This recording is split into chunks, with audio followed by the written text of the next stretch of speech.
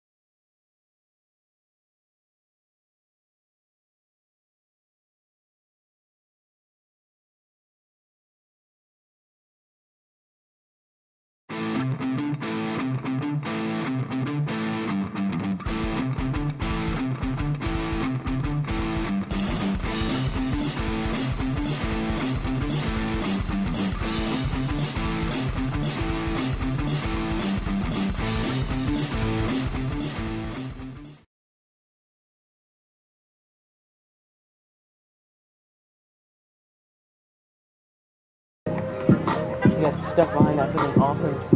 You're welcome.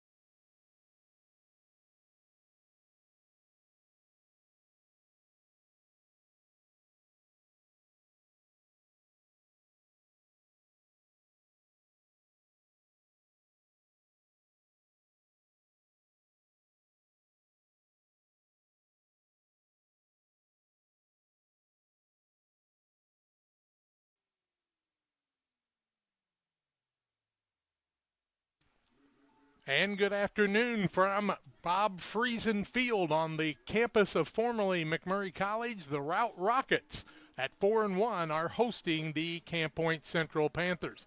Ought to be a dandy game today. We are glad you have joined us, and we appreciate everything that you're doing by joining us today. We're having a little bit of internet problems, so we'll do our very best, and we will see what we can do about making sure we get you a good broadcast, because a lot of little technical issues going on, especially internet here.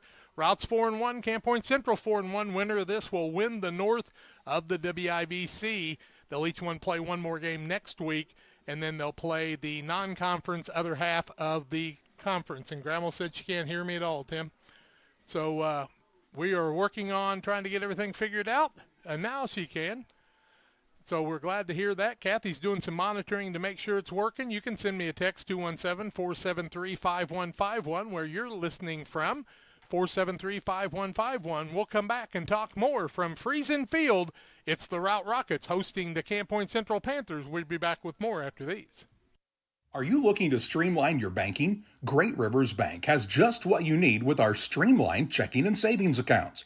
Earn high interest rates or get cash back on debit card purchases with your qualifying account, plus ATM fee refunds. Certain qualifications required. Call or visit our website today at www.greatriversbank.bank to get started. Great Rivers Bank, Member FDIC, Equal Housing Lender.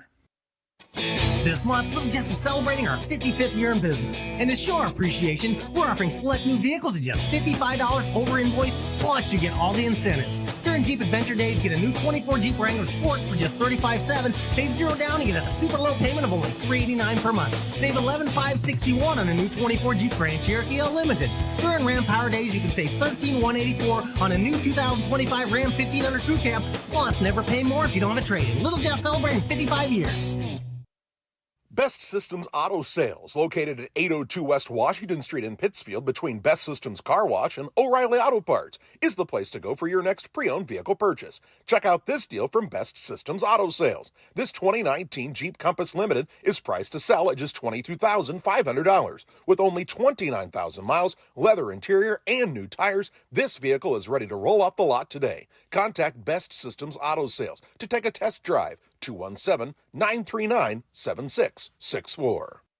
Brian Dickut Trekking, LLC has been in business since 1995. Brian Dickut Trekking offers hauling of liquid and dry fertilizer, grain, rock, feed, lime, with local and long-distance hauling. Brian Dickut Trekking is located at 1878 East 2100 Street, Camp Point. Call them at 217-257-8302. That's 257-8302. Long dumps, short dumps, hoppers, and tanks. When you need it hauled, trust the experts at Brian Dickut Trekking, LLC in Camp Point. They deliver.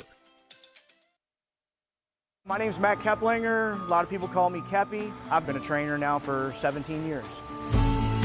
When we get the new hires come through the door, I try to treat them like family. This individual right here sent me this today. There's not too many men I admire I can't do it. There's not too many men I admire or that has made an impact in my life, but you've made that list. This is one of the reasons that I love my job, getting messages like this. When my life needed purpose, I chose Dot. Welcome back on the Great Rivers Bank pregame show with locations in Pittsfield, Berry, and Liberty, Illinois, and Hannibal, Missouri, here to help you with your lending and personal banking needs. Friendly service, dedicated loan officers can help you through buying a home, operating a business, making a deposit. They can do it for you. Member FDIC and Equal Housing Lender.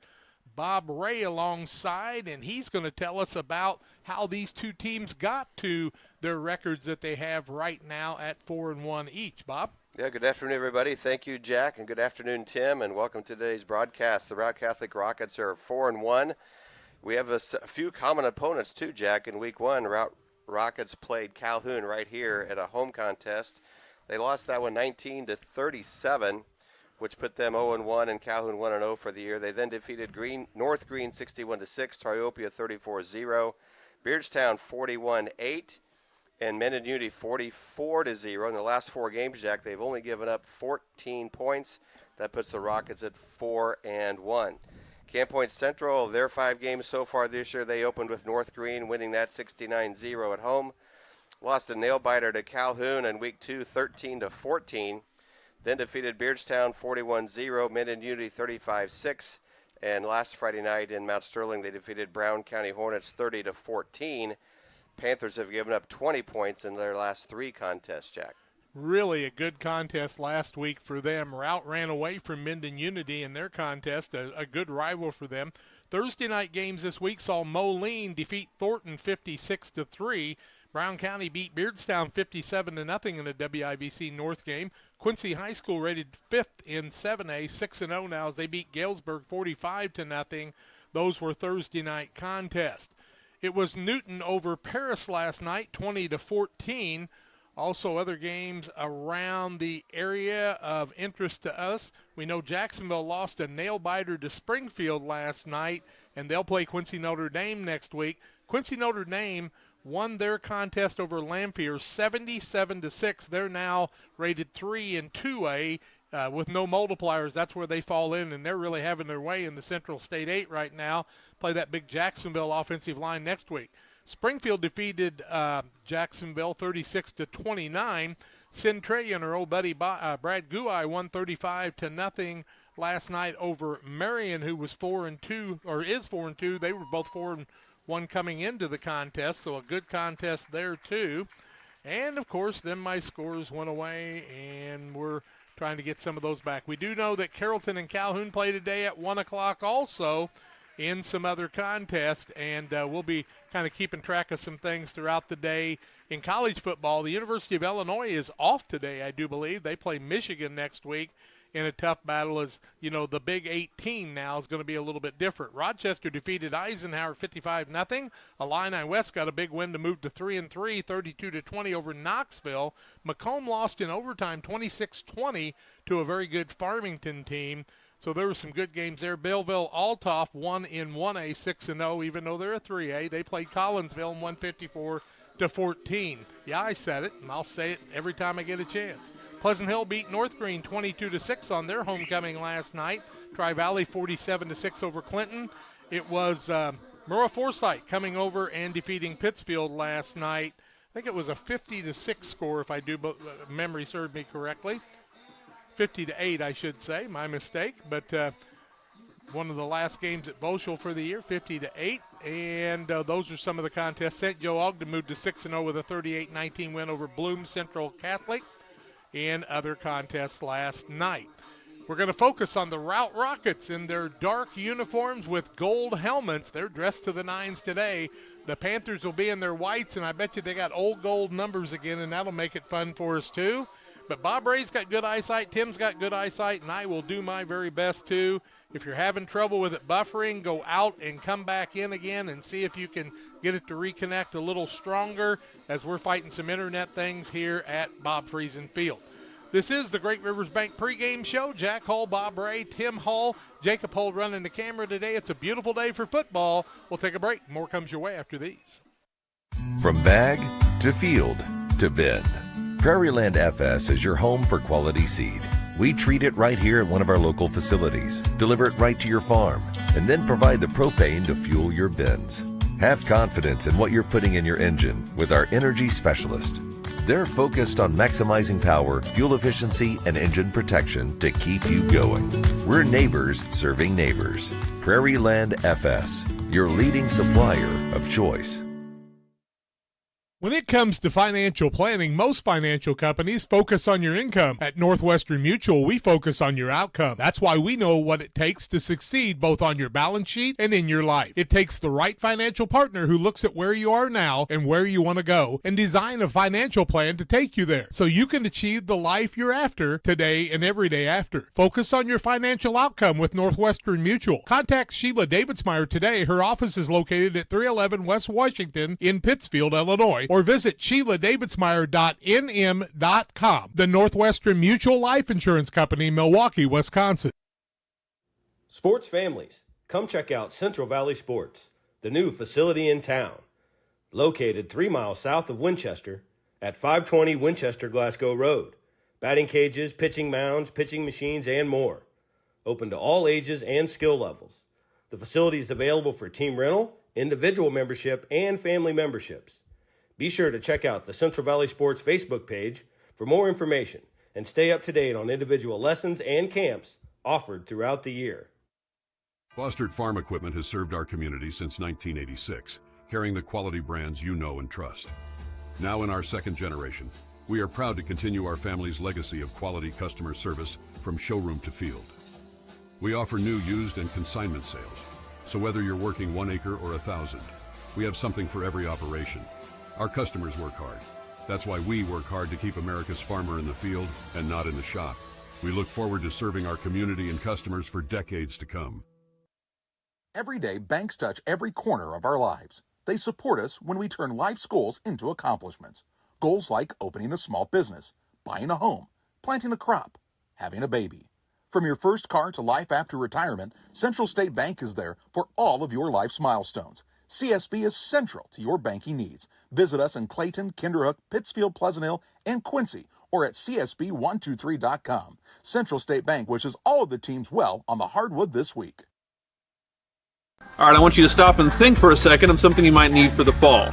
Well, whether it's warmer clothing, maybe something for the yard, or something to snack on, it's probably on sale during the Fall Dollar Day sale at your local farm and home supply. In fact, it might even be under $10. Here's some of the best-selling items at $5. What about $6? Then $8. And all these for only $10. See hundreds of other Fall Dollar Day sales at your local store right now at farmandhomesupply.com. about 22 and a half minutes away from the Star-Spangled Banner, the opening prayer they do here at Friesen Field, and the football kickoff of today's contest. Glad you've joined us for the action on Central Illinois Sports. Without you, there's no reason for us to be here. Without our good sponsors, no reason for us to be here, too. One of them is PCRE Real Estate and Auction. With their experienced lineup of brokers, they sell it all, including tillable farm ground, hunting, recreational properties, commercial buildings, residential homes, investment properties, and anything in between. See all the current listings at PCRERealestate.com. And Adams Fiber, 217-214-3423. They're our timeout sponsor, top-notch local computer sales and repairs. Give them a call today at Adams Experts. They'll help you with all that. Well, Bob Ray alongside today. And, Bob, we've seen this Camp Point Central team really revamp their offense and go to Elijah Gettenbacher at the quarterback position. He's still at middle linebacker, but we've seen Bush and also Niekamp running at fullback, and they've been powerful.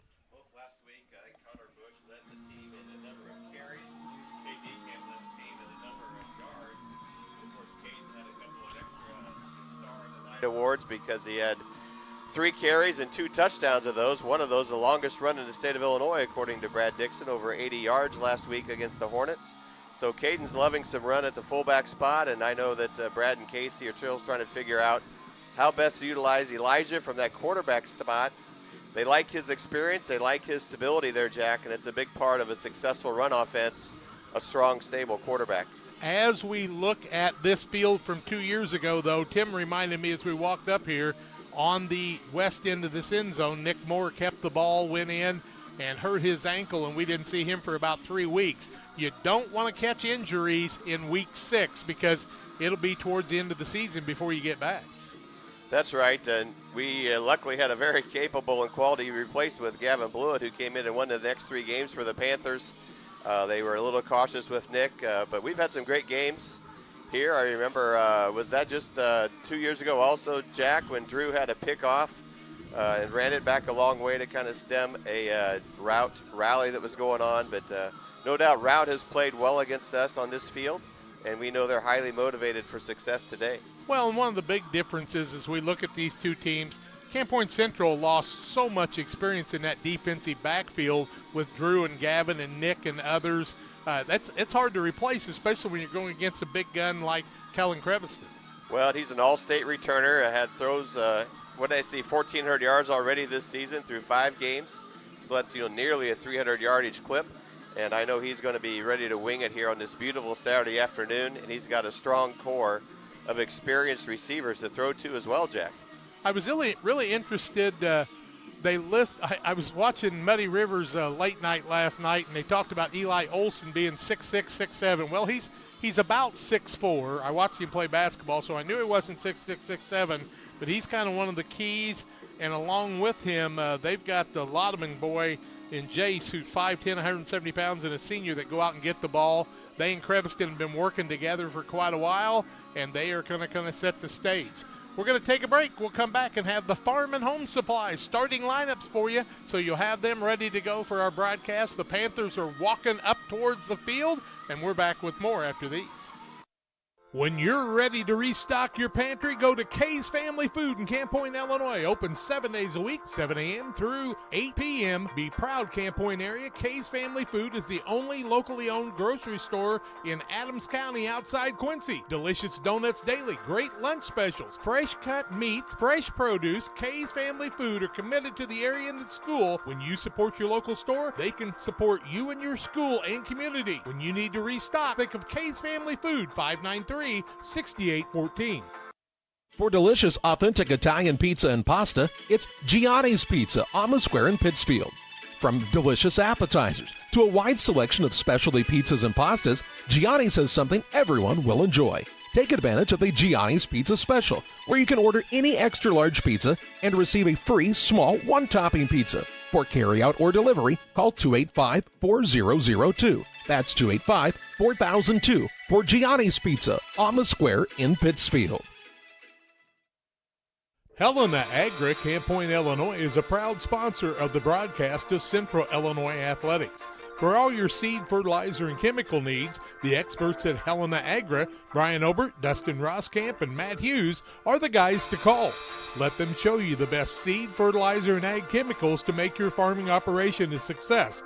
Call 217-593-7761. That's 593-7761 for Helena Agri of Camp Point. I'm Chris Nichols with PCRE Real Estate and Auction here in Pittsfield. For 15 years now, I've been specializing in selling farmland and hunting properties, along with homes and commercial real estate. Whether it's helping a seller get a premium price out of their home or assisting a buyer to find the farm of their dreams, I pride myself on providing elite customer service. Give me a call today at 217-473-3777 if I can help with any of your real estate needs. Or feel free to jump on our website at pcrerealestate.com. It's time to be thinking about tax planning. You can count on Illinois FBFM for accounting, consulting, and tax preparation for farmers and businesses in Pike, Brown, and Adams County. Phone 217-593-7233. That's 593-7233. Illinois FBFM can take care of your farm accounting needs. Get your accounts in order for this tax season. Contact Jesse Shootman, Emily Matthews, and Kaylee Fessler. Illinois FBFM in Camp Point, working for you.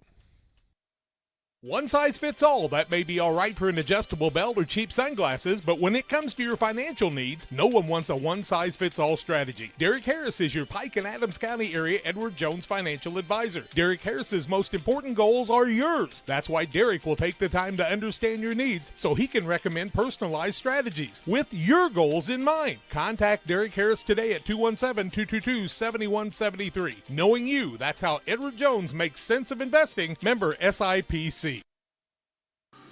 Well, it's time for the Farm and Home Supply starting lineups of today's game. Today's starting lineups are sponsored by Farm and Home Supply. From snacks and hoodies to power tools and lawn chairs, no other place has it all, like your local Farm and Home Supply store. For the Camp Point Central Panthers, they are 4-1. Brad Dixon, their head coach, Casey Ray, Casey Monroe, Andrew Griffin, Dustin Griffin, their assistants, along with Remington Bueller. Tracy Ray, John Hibbert, Ian Foss, and Zach Houston help out too. Cheerleading sponsor is Shannon Sinetsko, and Brad Dixon once again is the head coach. On the offensive defensive side, so number 6 is Curtis Rigg. He's a 5'11", 150-pound junior. He'll play the right wing on offense, cornerback on defense.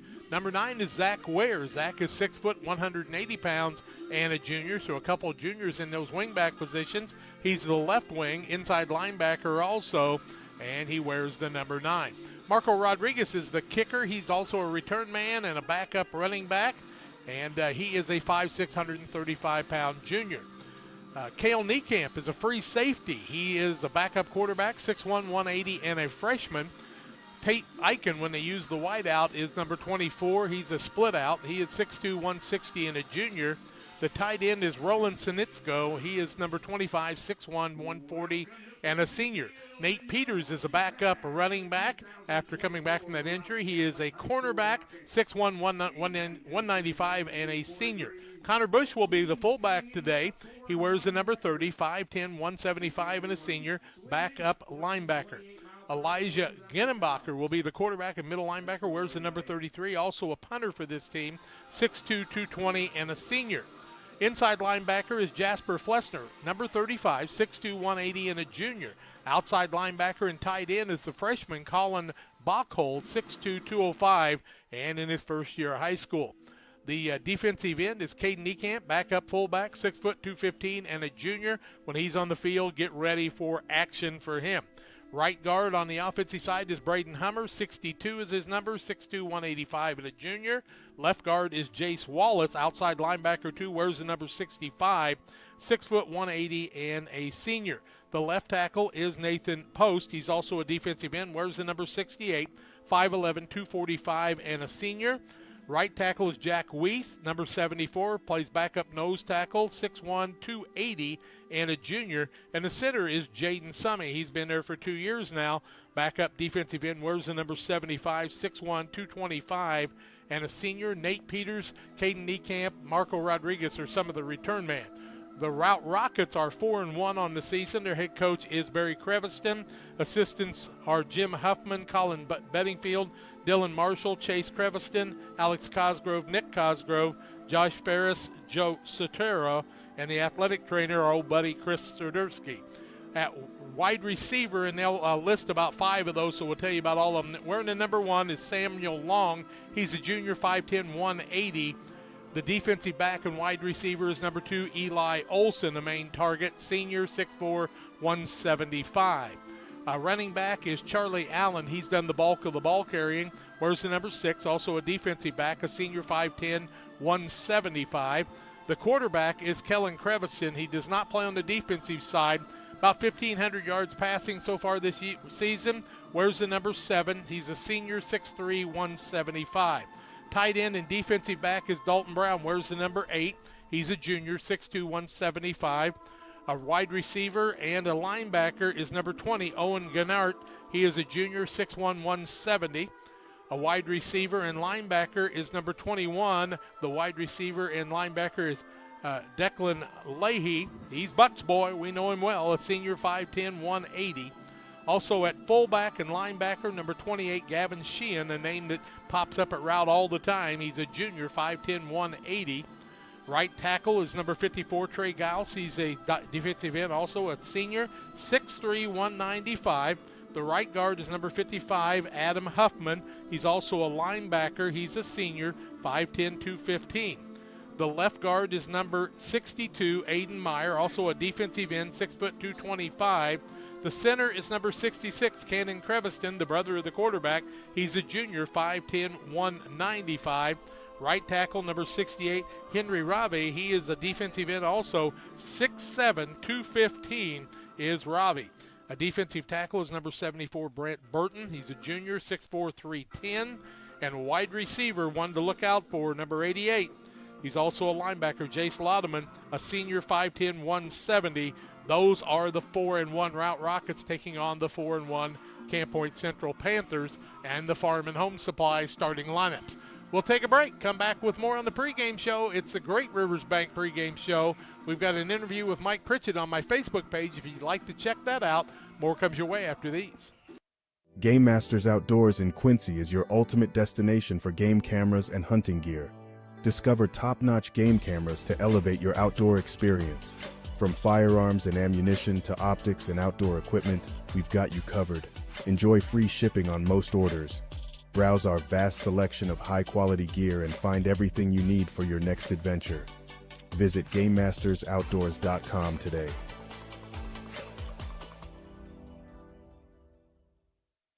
United Community Bank has been serving our community in banking since 1973 and is a proud member of the Pittsfield Strong United community. UCB brings you the latest banking technology, security, and convenience you expect, delivered with friendly local service you deserve from your community bank. UCB invites you to stop in for a visit at number 1 Professional Plaza in Pittsfield, or you can find them online at ucbbank.com. United Community Bank, the leader of community banking, member FDIC, equal housing lender. Sign up for a Saki Rewards debit card.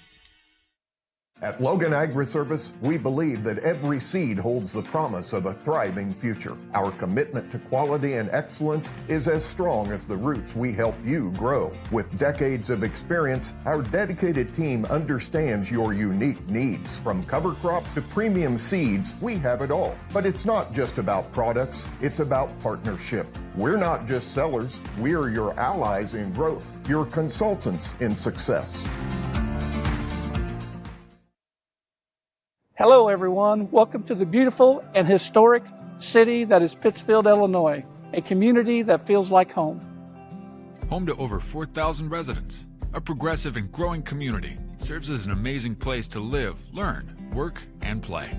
With civic, charitable, family, and recreational activities available, you'll never be bored here. Attend an event or festival, play some disc golf on our new championship course, spend the day fishing, or even catch a Civil War reenactment. As a community driven by success, Pittsfield provides numerous incentives to assist citizens and local businesses. Our goal in Pittsfield is to truly advance and prosper. Staying healthy is made easy here, with access to doctors, dentists, and other medical specialists throughout the community. People come to Pittsfield for a variety of reasons. stately historical homes, an abundance of natural resources, hunting, scenic areas along the Illinois and Mississippi rivers, festivals, recreational opportunities, and much more. People stay in Pittsfield simply because life here is great. Picture yourself in Pittsfield today. The Farmers National Bank of Griggsville, with locations in Griggsville, Mount Sterling, and Pittsfield. Maybe you ask, why choose Farmers National Bank of Griggsville? The answer is simple. Local people, local decisions, and local commitment with local investments. We have many products and services to meet your needs. We invite you to find out more about us. Go to fmbgriggsville.com and explore all the services we offer. Visit any of our 3 friendly locations in Mount Sterling, Griggsville, and Pittsfield today. The Farmers National Bank of Griggsville, local people helping local people, member FDIC. Welcome back on the Great Rivers Bank pregame show. Bob Ray, Jack Hull along with you to bring you the play-by-play today. Tim Hull keeping us on the air, running the commercials, doing all he can with the internet we have. Jacob Hull running the camera with help from Bob Larnigan. Bowlers Universe. Come out and enjoy the fun at the Bowlers Universe Monday through Thursday, 11 to 10, Friday, 11 to midnight. Today, 4 till midnight. Burgers, great drafts, fun food. Try the Fruly. It's a good one.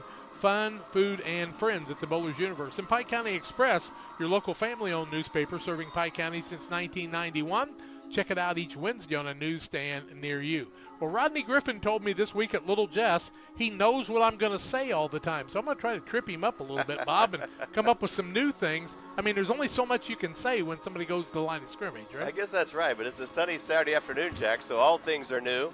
The Rockets are playing some of their video highlights up on their really nice video board. It's right below the American flag that's blowing towards the northeast here on the campus. And if you haven't been to McMurray Field, this campus runs directly east and west. And we're playing on Saturday afternoon, Jack, because there aren't any lights here. But it turns out to be a great afternoon. And Monday night I went to our JV game, shorts and sandals. Tuesday night a junior high game in an overcoat and a sweatshirt. And we're back here today in T-shirts and shorts. It's a fun week in Illinois in October. Well, you had Macomb and Farmington, 2 undefeated teams playing last night, went to overtime. Macomb a 4A, Farmington a 2A. But, you know, that's the conference you're in, and that was big for Macomb to play them very close. They'd like to have the win. Quincy Notre Dame just having it their way. And Quincy High School, I don't remember the last time that Quincy University, Quincy High School, and Quincy Notre Dame with 2 losses this late in the season. Of course, we've got Jason Kilday coaching at QU, and he's a Winchester boy. We're going to take a break. They're going to be doing the prayer and the national anthem. We'll take the break on the Central Illinois Sports Great Rivers Bank pregame show. Back with more after these.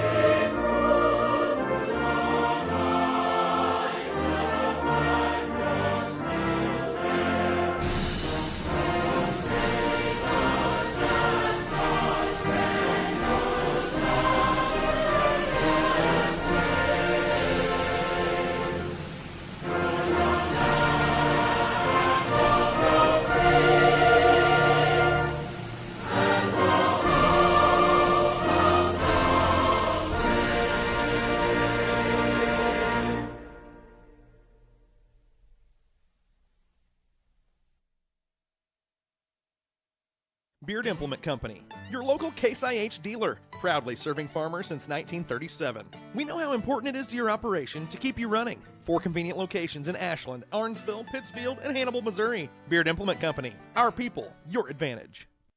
Like a good neighbor, State Farm is there. You've heard that phrase many times. And Rod Prentice in Pittsfield, your State Farm agent, is the guy you can count on to be your friend and neighbor in the insurance business. He has a complete line of insurance available for you from State Farm Insurance. You can reach him at 217-285-6930. Our family trusts Rod Prentice with all of our insurance needs. Stop by their office on Washington Street and see the girls. And Rod Prentice, your State Farm agent, 217-285-6930.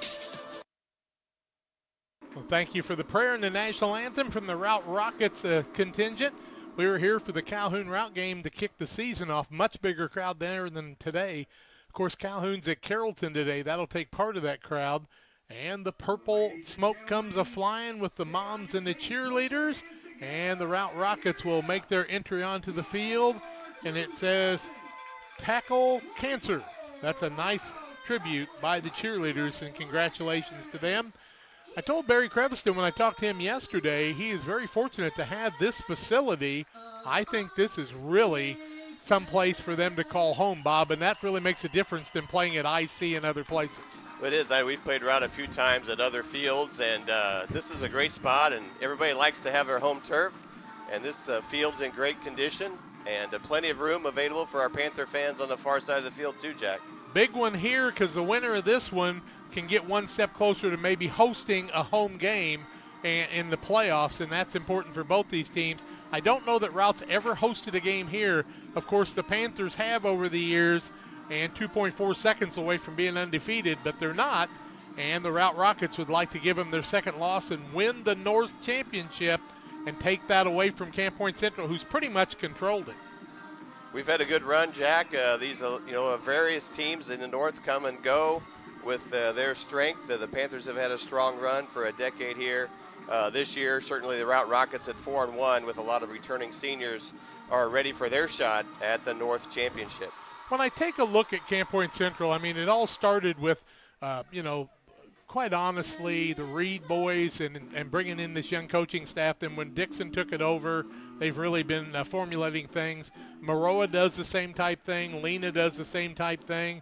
And somebody said to me the other day, why does Brad Dixon do all these clinics and tell everybody what he's going to do? He wants the growth of football and this speed and agility training that he uses, Bob, and I don't think he's afraid to share it with many. Well, you still have to have the players on your roster to make it happen. You have to have a full coaching staff to make it happen.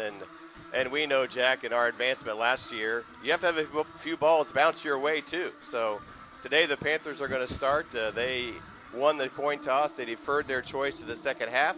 Marco Rodriguez will be out here to make the kickoff, and the Panthers will get the ball to start the second half. Marco's at the west side of the field moving forward. And, Jack, I'm just checking a couple of scores, but I saw shirts here about the Routt Rockets state championship team, so we know that they've had success last year in football, basketball, and baseball. Allen and Long are Olsen back deep for the Rockets, and then they've got four guys in front of them and a five-man front. Marco Rodriguez ready to kick it off. He kicks that little pop fly he's been doing. They're going to call a fair catch at the 31-yard line, and that will be taken by Owen Gennart, and that's where Routt will have the ball on the 31-yard line, 1st and 10.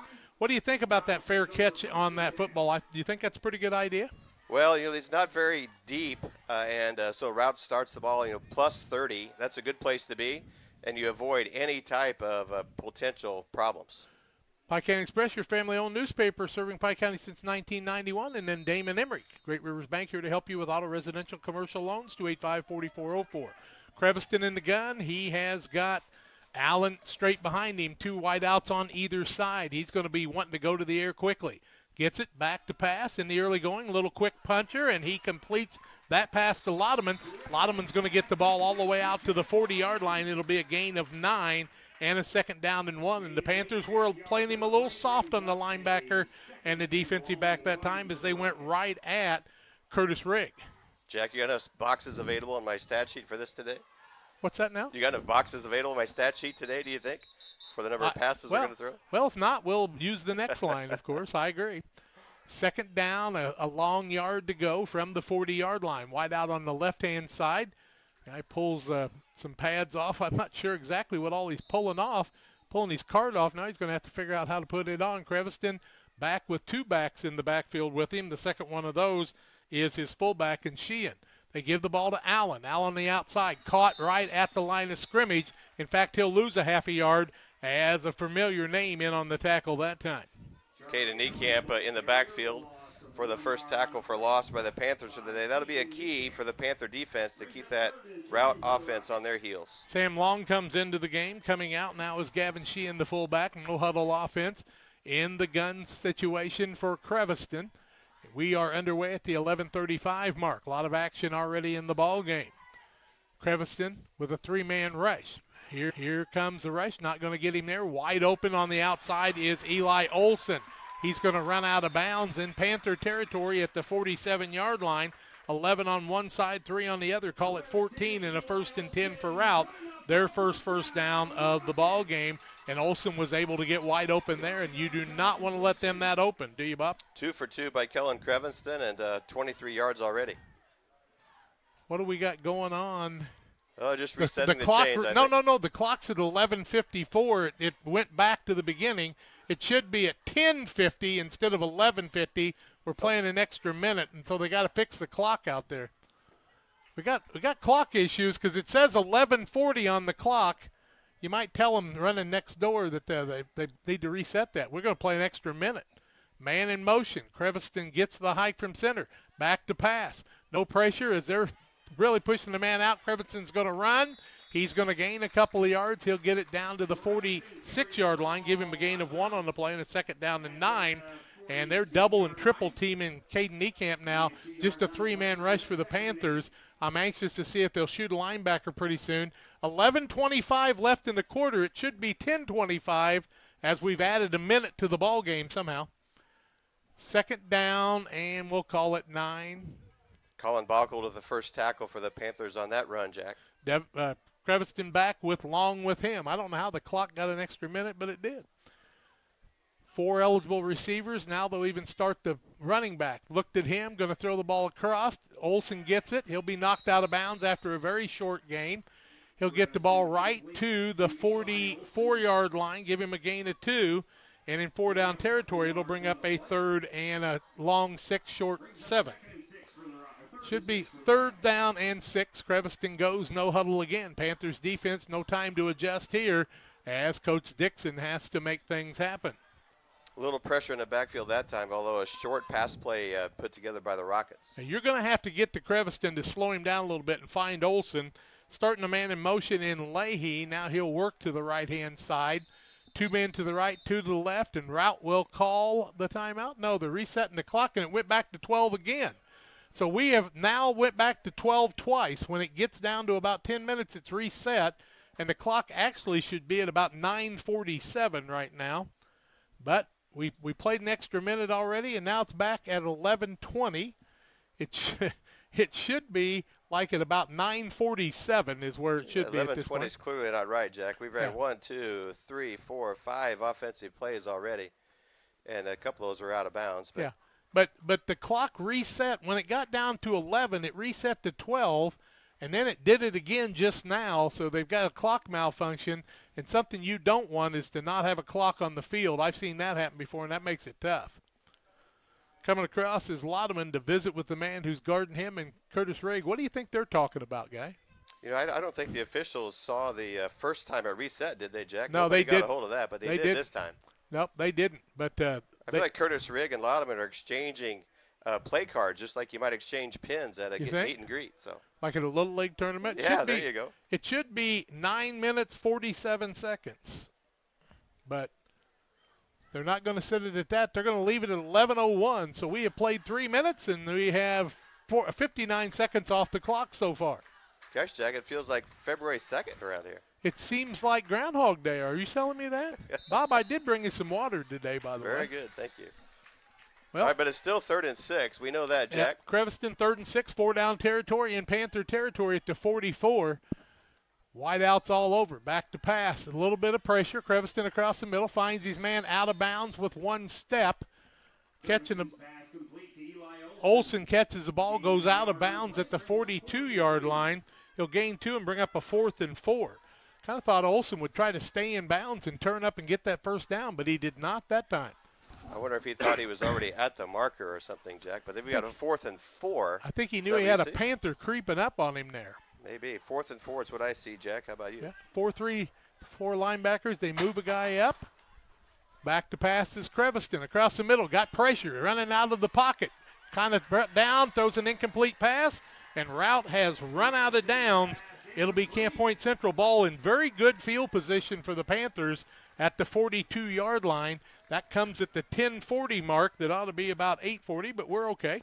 We credit Zach Weir with that pressure. He came from his linebacking spot on the right side of the Panther defense and ran all the way and chased down the quarterback. Creviston comes off with a little catch in his get along there, too. He's got shook up on the plays he brought down. Here come the Panthers. Gettenbacher, the quarterback. Who we got at fullback to start things? Is that Bush? Bush back there. Offset I formation. They give the ball to the fullback. Stacked up. Nice job by Routt. No gain, no loss on the play, and that's going to bring up a 2nd and 10. And Routt really sold out on the fullback. In fact, they're going to lose a yard on the play, right? Nope, they're going to leave it right where it was. 42-yard line. Panthers, Bush was bunched up there. They're really selling out with that 5-man front for Routt, and they're a big 5-man front. They've got about 10 of their 11 guys within 5 yards of the line of scrimmage. Man in motion. Gettenbacher keeps it himself. Left side, big run. Gets it across the 45, pushed back. He's going to get it out to the 47-yard line. Gain 5 on the play, and that's going to bring up a 3rd and 5 for the Panthers at the 9:58 mark. Hey, we made it under 10. How about that? I was noticing it didn't reset that time, Jack. So we are back at live action. Thank you to Jacob Hull running the camera today. Tim's going to get a little adjustment from him. Gettenbacher brings the play in from Coach Ray, who happens to be Bob's son. He got all of his football knowledge from both of you, I hope. Double wing formation. Bush, the fullback. They start a man in motion. Gettenbacher hands the ball off across the middle. Close to the first down, but short of it at the 49-yard line. He's going to gain about 3, and it's going to bring up a 4th and, about a yard? It's going to be marked as 1. It's actually just a tad short of 1 yard, Jack, and we're just across midfield as well, and the Panthers with a quick trot to the line of scrimmage. Yep, Panthers going for it. Will Gettenbacher keep it himself and just try to run it right up the middle? He will not. He'll give it on the outside to Niekamp. Niekamp's got the first down, but not by much, by a yard. Give him 2 yards on the play. Put it at the 47, and the Panthers retain the ball with their first down of the ball game. Caden's first carry of the contest, and you're right, Jack. 4 plays, and we gained what out of that 4 plays? About 12 yards, right? That's the longest or the shortest Caden Niekamp's ever run the ball, I think. Real Net and Twine, new grandbaby with Nick and his wife, located just north of Pittsfield, 285-5013. All your concrete lawn ornaments, statues, fountains, and more. It's Real Net and Twine. Well, at least we're into the Routt side of the field this time, Jack. Panthers are driving towards the east side. Elijah under center. Elijah under center, hands the ball off to Niekamp. He dives forward, picks up a nice gain on the play as he gets the ball out to about the 44. They're going to set it at the 40. Oh, they're only going to set it at the 45, so give him 2, 2nd down and 8. But that's what you need is some short yardage gains there in the early going. Well, we'd rather it be like 2nd and 6, I think, Jack, instead of 2nd and 8 here. But we'll take what we get our feet under us here on this Routt Rocket field. We're just on the other side of the big R for Routt Rockets. No score in the game on the PCRE Real Estate and Auction scoreboard. Is that Niekamp? It is behind the man. Man in motion. They give it to Niekamp on the outside. Bust some tackles. Breaking tackles all the way down inside the 35. Down to the 31-yard line. There's 14 yards for him and another first down for the Panthers. Good job by Caden. The Routt defense kind of jumped that play. I thought they were close to offsides, but they jumped the play, but Caden ran it the other direction. Credit our offensive lineman Jack Weiss and Jaden Summy, our center, for their right blocks to give him some space to run. As they punch in like that, might the Panthers try to sneak man out there and get open for a pass? Double wing formation. Bush back at fullback. Starting rig. They give the ball on the counter play. This time to Zach Ware, and he's going nowhere. fact, he's going to lose a yard on the play back to the 32, and it's going to bring up a second 11. And Routt really in the box is selling out. Now they're going to put it right back on that line of scrimmage, so just gain no loss on the play.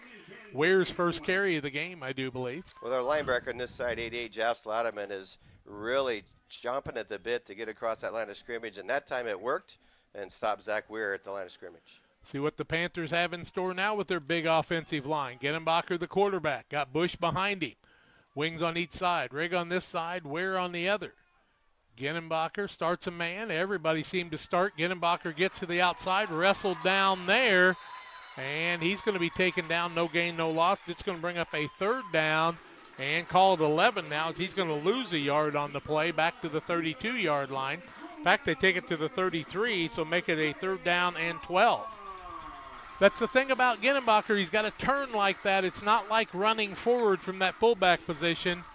And it makes me wonder if they will go to a different quarterback, and maybe sometimes we'll even see he and Niekamp in that backfield together. Short yardage, how'd you like to have that coming at you?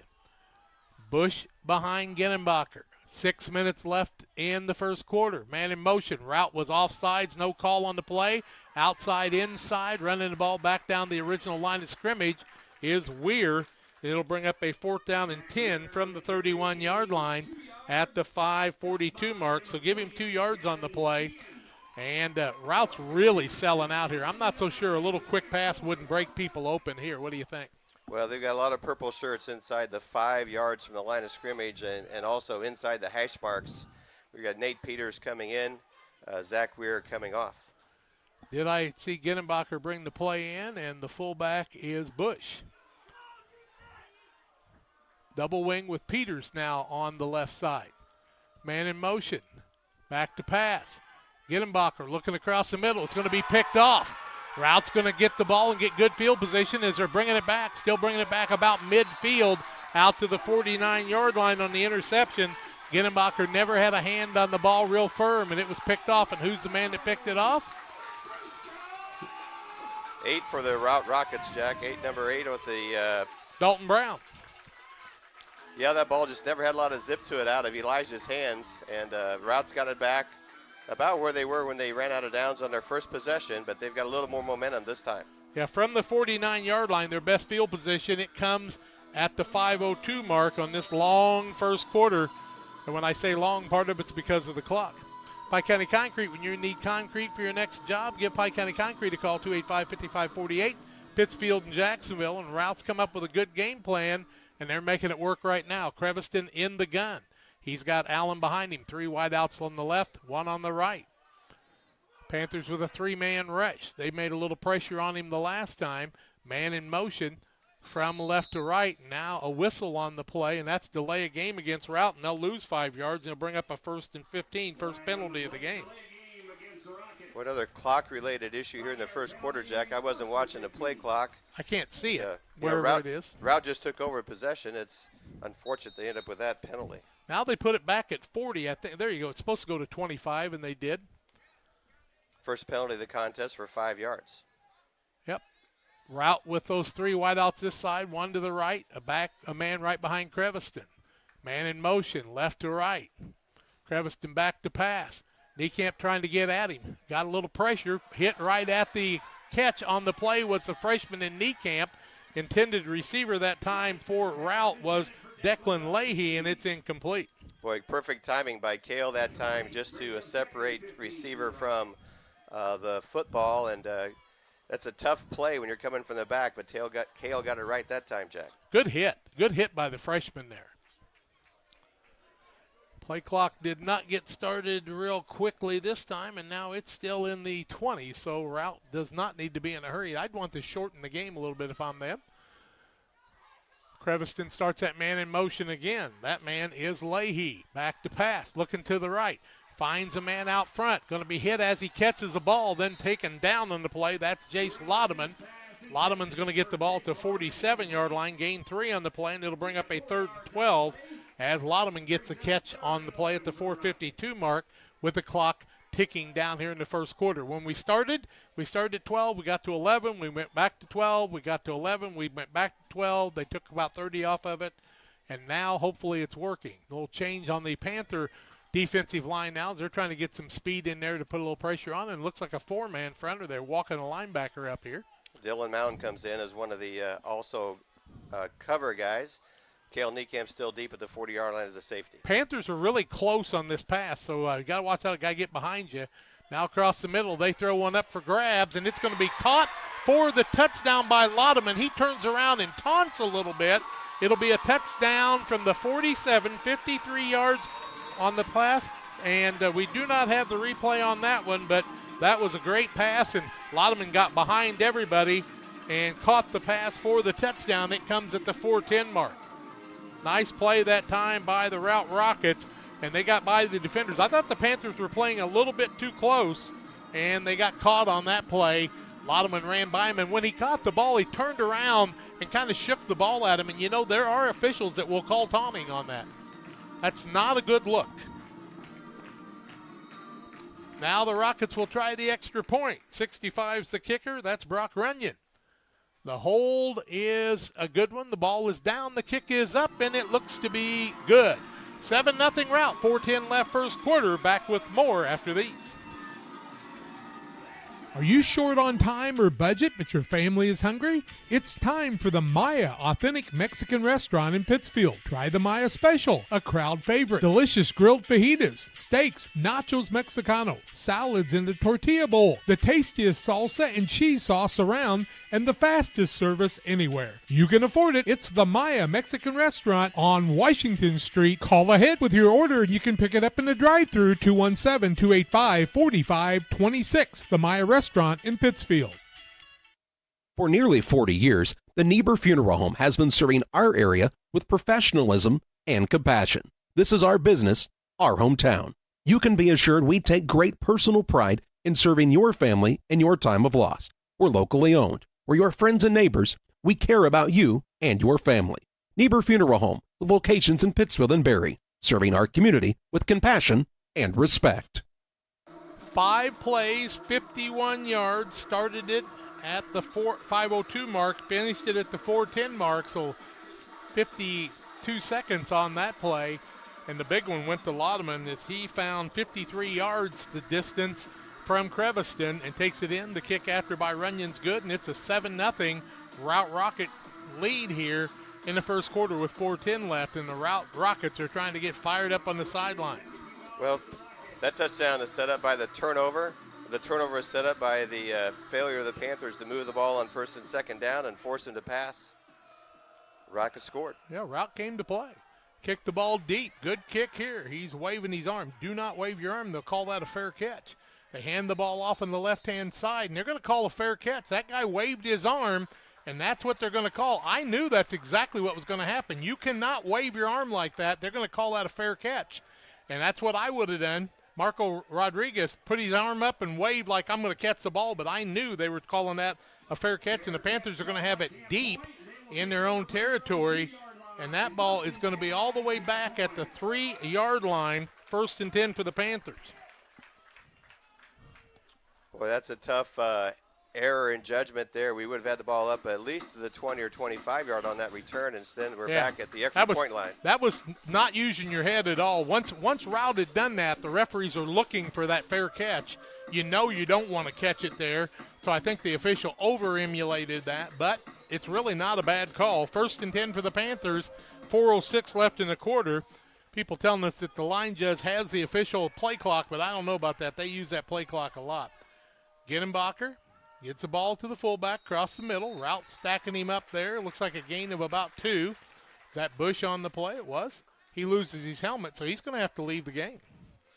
2nd down, 8 yards to go. Panthers on the 5-yard line at the 3:51 mark. Oh, it's just about the 5. We're going to call it a 2-yard game. If you're the Routt PA guy, you're going to say 1 yard. If you're me, you're going to say 2. So that's where we're going to go with it. 3:35 and counting in the first quarter. 7-0 Routt over Camp Point Central on the PCRE Real Estate and Auction scoreboard. Got to come to play every time. Gedenbacher the quarterback. Routt really stacking them up in the middle. They'll get the ball on the outside. That's Niekamp. Big gain on the play out close to the 9-yard line. Let's see where they're going to set it. If they set it to 9, it'll be a 4-yard gain. That's what it appears to me. and it'll be up a 3rd down and 4 yards to go for the Panthers. And a big down right here for them at the 3:05 mark. Well, we know we're not in 4-down territory here, Jack, so we need to pound out these 5 yards and get the first down and keep the possession moving. You're not Pittsfield. They'll go for it on anything, and that's not a good idea. 3rd down and 4, man in motion. Now Routt tries to start things, but they stay off the line of scrimmage. They're not called for the offside. Man resets. Panthers start a man in motion. They give the ball on the outside. Man breaks a tackle, gets out to the 15. That ought to be enough for a first down. Is that Rigg? Curtis Rigg on that carry, Jack.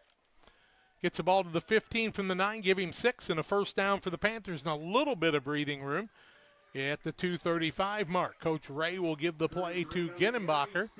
Man going off the field right now is a little lame too. Who is that coming off the field? Was that Rigg? Rigg and Weir both coming off. Yep, so 2 new backs and Marco Rodriguez, and I'm going to guess Nate Peters. Caden Niekamp, the fullback. Ginenbacher with the ball. Gives the ball to Niekamp on the outside. Bounces off people, drives people forward close to the 20-yard line. And Routt players are bouncing out and tossing the ball out to the outside, thinking it was a fumble, but I think that was late. Going to set the ball on the 19. We'll give him 4 and call it a 2nd and 6 with 1:50 left in the first half and the clock running. Ginenbacher brings the play from the sideline. Hot old day. You might see some of those cramps we see early in the season as warm as it is today. Been a while since we've had a warm afternoon day. Eichen wide out to the right-hand side. Niekamp under center in the double wing formation. Man in motion is Rodriguez. They give the ball fullback. No, that's Ginenbacher with it. He'll get it out to the 20, maybe gain a yard on the play, and that brings up a 3rd and 5 at the 1:20 mark and counting. Eichen goes back. Ginenbacher goes to get the play. When he's got a spin like that, Bob, it is not the same momentum from Elijah Ginenbacher. Well, plus you also miss seeing the play develop a little bit, and you don't have 3 extra steps to get rolling. Yep, I think if you did a naked backfield almost roll out that other direction, he'd almost be better with a little bit of play there. 3rd and 5 for the Panthers from the 20. Man in motion, Routt shooting linebackers on the outside, doing a nice job as Routt stacking it up at the 23. It will not be enough for a first down. Who carried the ball that time? Caden Niekamp, 2-yard gain. Okay. 4th down, and they'll call it 2, and it'll be punt time for the Panthers with 40 seconds left in the quarter. They will have the wind at their back. Ginenbacher is the punter.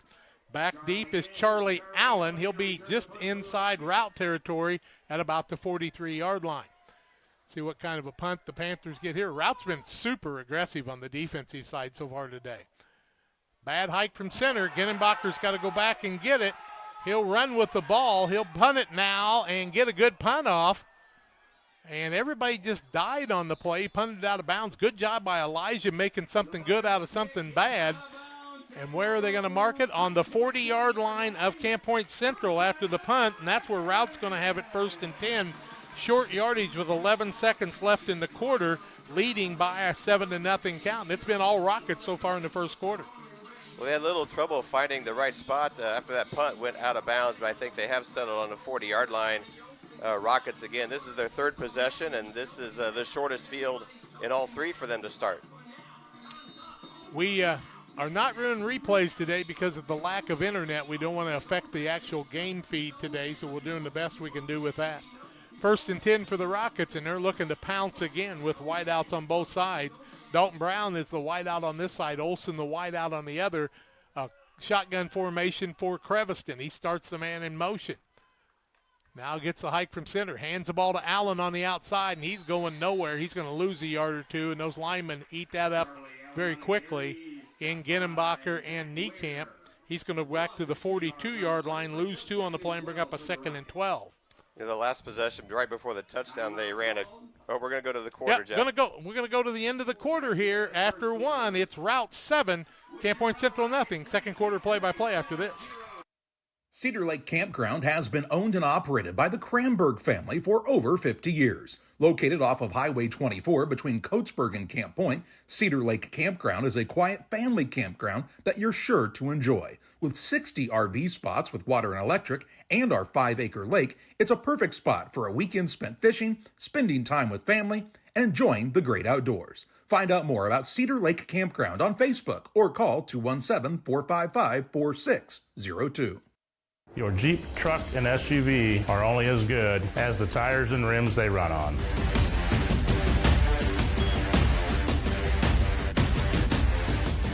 On or off-road, go full throttle. At Westtown Ford in Jacksonville, Illinois, we have Mavericks, we have Rangers, we have F-150s, 250s, and 350s. If you need help with that perfect look after your purchase, I'm Corey Grinke and I Know Trucks. Come see me at Westtown Ford in Jacksonville, Illinois. Waters Concrete. Tim Waters offering quality concrete for your new build, driveways, decorative patios, sidewalks, anything with concrete. Waters Concrete, ready to serve you. 309-252-1052. And the Moose Lodge 420, selling pork chops today, helping Saki Nation. Check out the Friday meals at the Moose Lodge 420. The food's hot, the drinks are cold at the Moose Lodge 420. And our friends at LSSD Trucking and 3D Leasing, 285-2808. The Dunham boys and their gang doing a great job for us, and we thank them for their sponsorship. Panthers on the defensive side, Routt ready to go. Creviston's got them lined up with 2 wideouts on the right, 2 on the left. The Panthers are having to play a different sort of defense today than the running game. And they're going to face Carrollton in another week, and it'll be like that too a couple of weeks from now. Creviston back to pass. Throws a little short pass to Olson. Olson misses that. Man is hit after the play. The man playing defense for the Panthers that time was Jace Wallace, putting the hit on from the linebacker position. Brings up a 3rd and 12 at the 42-yard line. But, you know, when you're playing against Routt, that really makes no difference to them because they're used to big plays like the one they got for 53 yards to score the touchdown. They lead at 7-0 on the PCRE Real Estate and Auction scoreboard. Bob Ray, Jack Hull, Tim Hall, Jacob Hull bringing it out to you today. Creviston back, straight back to pass. No pressure, across the middle. Got a man wide open. That man fakes and then falls forward to the 26-yard line. Nice catch by Dalton Brown. He's going to gain 16 on the play and a first down for Routt from the 26-yard line. And he found an opening right in the middle there where the safety's got to make the play. 3rd first down for the Rockets, Jack. 3 first downs for them, counting the touchdown. Yes. So it's been big plays. Now Creviston's got room to work. 1st and 10 from the 26 of the Panthers. Just underway 2nd quarter. Back to pass. Whistle on the play. Penalty on the play. Comes from the back judge. And what did they call? Did they call the center for lifting the ball? Flag on the play. False start against the Rockets. I think the center picked the ball up and then hiked at that time. So it's going to be a 1st and 15 at the 31. The Rockets have faced that before with another 5-yard penalty earlier. During their scoring possession, Jack, I noticed they threw a short one to Louderman, and the next play he went, or like 2 plays later, he skipped going short and went long and beat the Panther cornerbacks. Just like you do dive, dive, dive, and run the edge, they're doing the same thing with the offensive passing of the ball. Now they're putting 2 men on the man on the outside here in Olson. Set back is Allen. Creviston may want him to run the ball here. Hike, he's going to run it himself on the outside. Turns the corner, going to be caught there as you don't get away from knee camp much, and Creviston will gain a yard on the play, bring up a 2nd and 14. Jace Wallace and Zach Weir on that tackle, Jack. Tell you what, when they get their hands on you, they don't usually let go, but I liked the idea of Creviston running the ball. He's back down to the 30-yard line, brings up a 2nd down and 14 at the 10:59 mark, and the clock did continue to run the right way that time. Short field here, and we'll have to kind of look around the corner. Creviston in the shotgun formation. Allen behind him, 3 wideouts to the right. Looking to the right, now looks left, looks across the middle. Ball is up and caught on the play down inside the 5-yard line. Nice catch that time by Samuel Long. He just went up and got it. He's got it inside the 5. Where are they spotting the ball, guys? 3-yard line, Jack, right at the extra point mark. So give them 27 yards on the play and a 1st and goal for Routt at the 10:35 mark. Little gut check here for the Panthers. We'll watch it from the screen just like you do. The press box is a little small for us here. Creviston will go under center in the short yardage on the 1st and goal. Keeps the ball himself, runs forward, falls forward. And it looks like he'll be a little short, will he not? Fans are helping out with the referees. They're farther away than I am. Rout's got a big line, and they really can push you back. People unpiling here finally, and I think we've got a man a little shaken up on the play. Looks like he got down to the 1, being a 2nd and goal from the 1. Took a long time to unpile that. Clock continues to run at the 9:50 mark. Creviston with a stacked middle.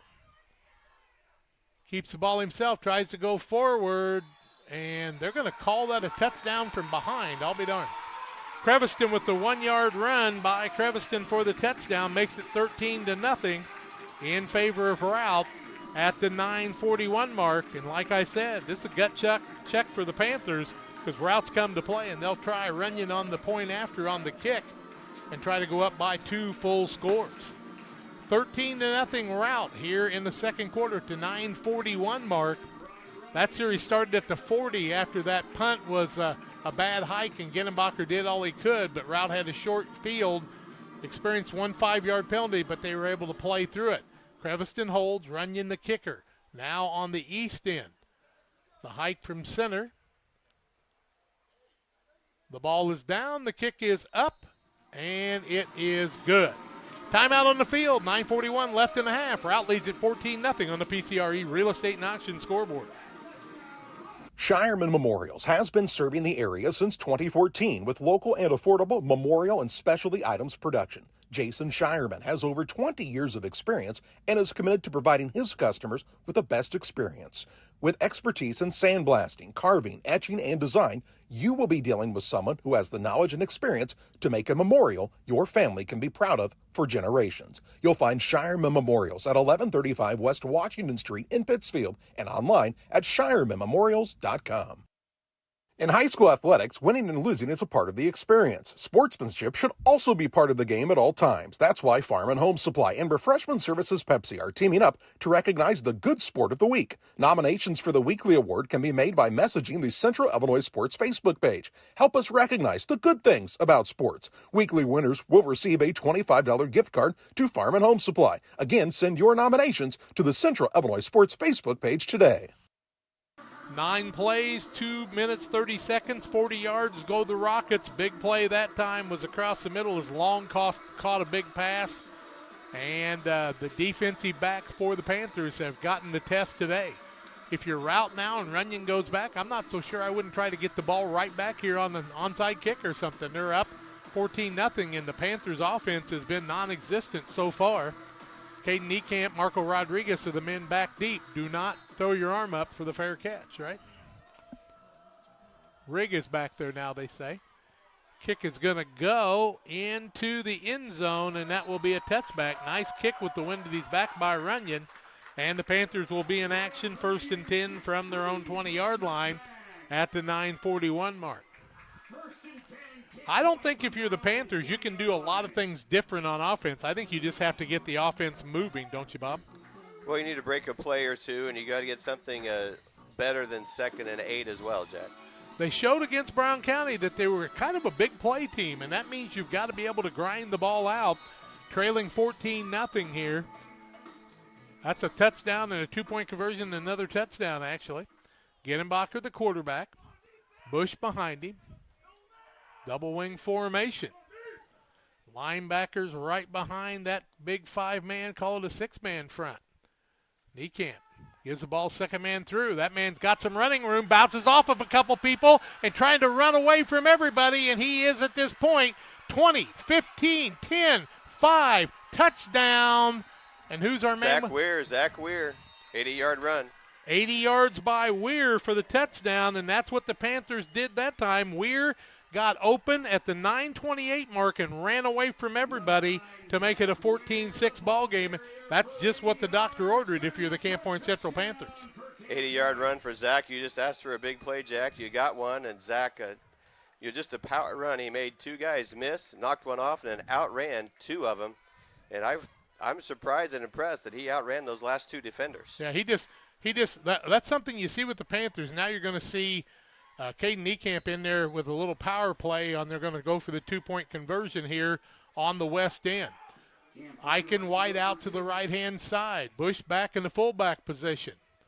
Starting a man in motion. They'll pitch it outside. That's Peters looking for the corner, turns it and finds it for the 2-point conversion. Timeout on the field, 14-8. Routt leads it, and we're back with more right after these. Petty Construction and owner Joe Petty, specializing in commercial and residential roofing systems. They design, build new homes and additions and renovations to your home. Interior and exterior renovations are their specialty. Petty Construction and Joe Petty have the experience in building you are looking for. Call 217-779-6384 or on the web at joe.petty@pettyconstruction.com. Building your community one job at a time. I have to speak to you about something that is concerning me.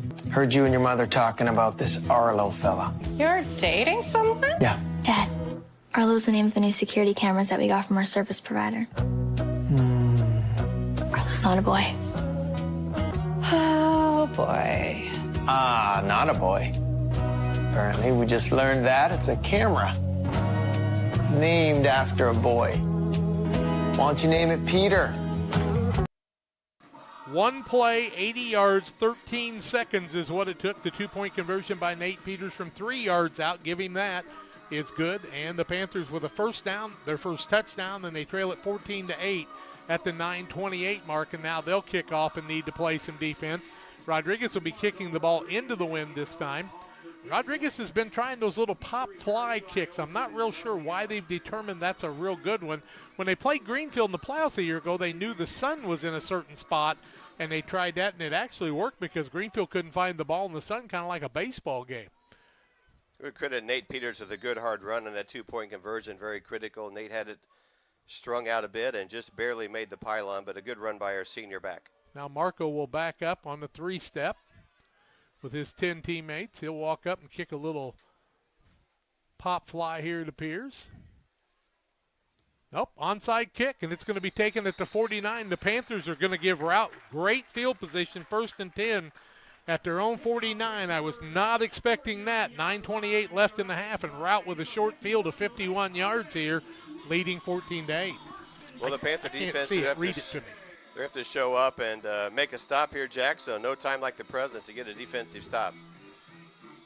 You know, it's a wrong angle. That's my problem on all these, my friend.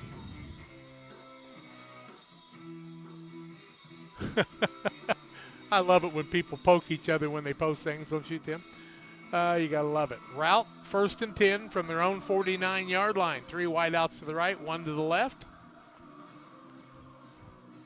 Now the referee and the side judge are going to speak. Coach Dixon has seen something that he mentioned to the referee here, and they're just double-checking some things there. That's a penalty flag coming out now. What did they call?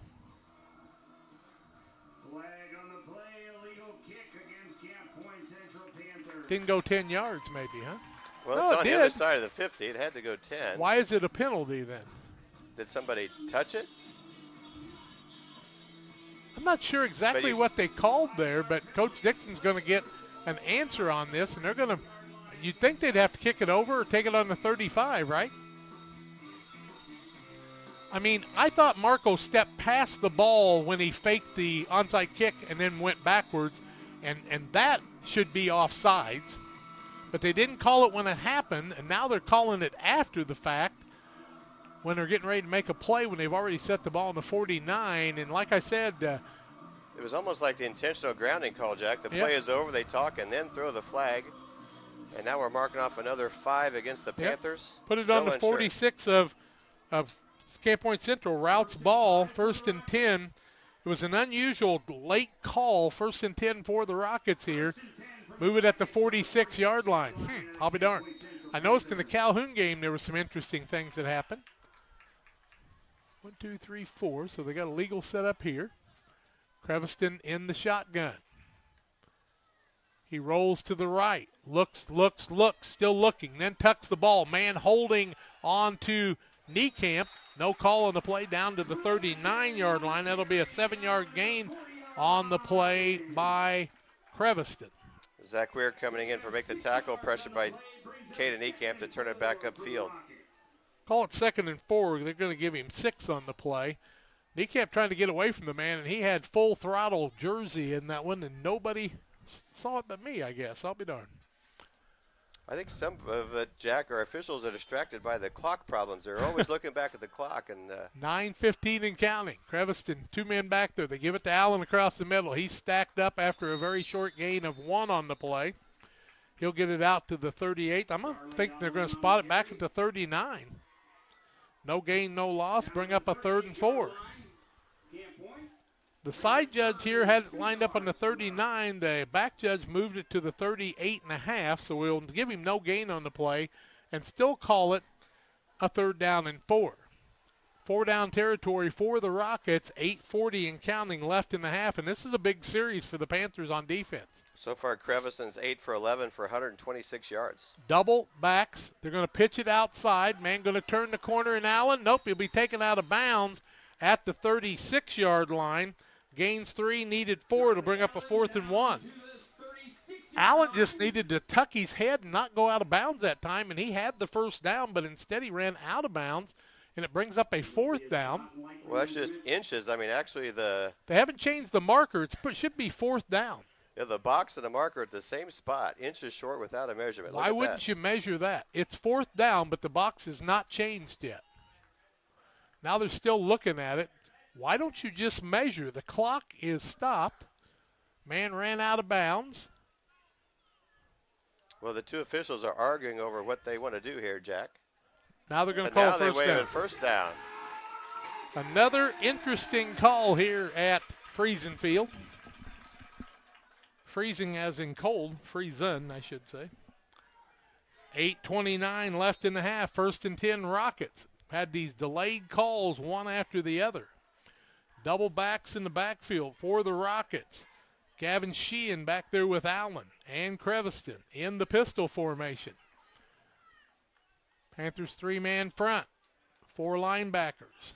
4 in the back. Creviston back to pass. Looks across the middle. Still looking. Throws the ball out of bounds. Incomplete, correct? Brings up a 2nd and 10 from the 36. He knows when to throw the ball out of bounds. Little pressure from Caden Niekamp to force that play to be pitched out of bounds, Jack. You're going to have to get more than just a little pressure, though. You're going to have to hit him a couple of times so he knows you're coming, or the Panthers are going to have a long afternoon because Creviston has a quick release, but he's also been very divisive about being able to stay away from those 3 defenders. That's tough on 3 guys getting blocked by 5, though. They've been able to do it, though, even in the state championship. Creviston in the shotgun, starts a man in motion. Gets the ball, looks to the outside, has Charlie Allen, and he's going to get good running room and run around the corner, heading to the end zone, and he's going to go all the way for the touchdown, 36 yards. Creviston to Allen for the touchdown. Panthers could not get rid of the block, and Allen with a nice run that time, and he makes it a 20-8 ball game as he just ran away from people that time from 36 yards out. It comes at the 8:11 mark, and the outside defenders for the Panthers could not shuck those pass blocks, and what a nice job blocking on the outside by Routt that time. Now they'll try to kick the extra point. They answer back at the 8:11 mark for the extra point. They'll kick the ball, trying to be good the 3rd time is Runyon. Creviston with the hike from center. It's down, it's up, and it is good. Timeout on the field, 8:11 left in the half. Rockets with a 21-8 lead over the Panthers. Back with more after these. Petty Construction and owner Joe Petty, specializing in commercial and residential roofing systems. They design, build new homes and additions and renovations to your home. Interior and exterior renovations are their specialty.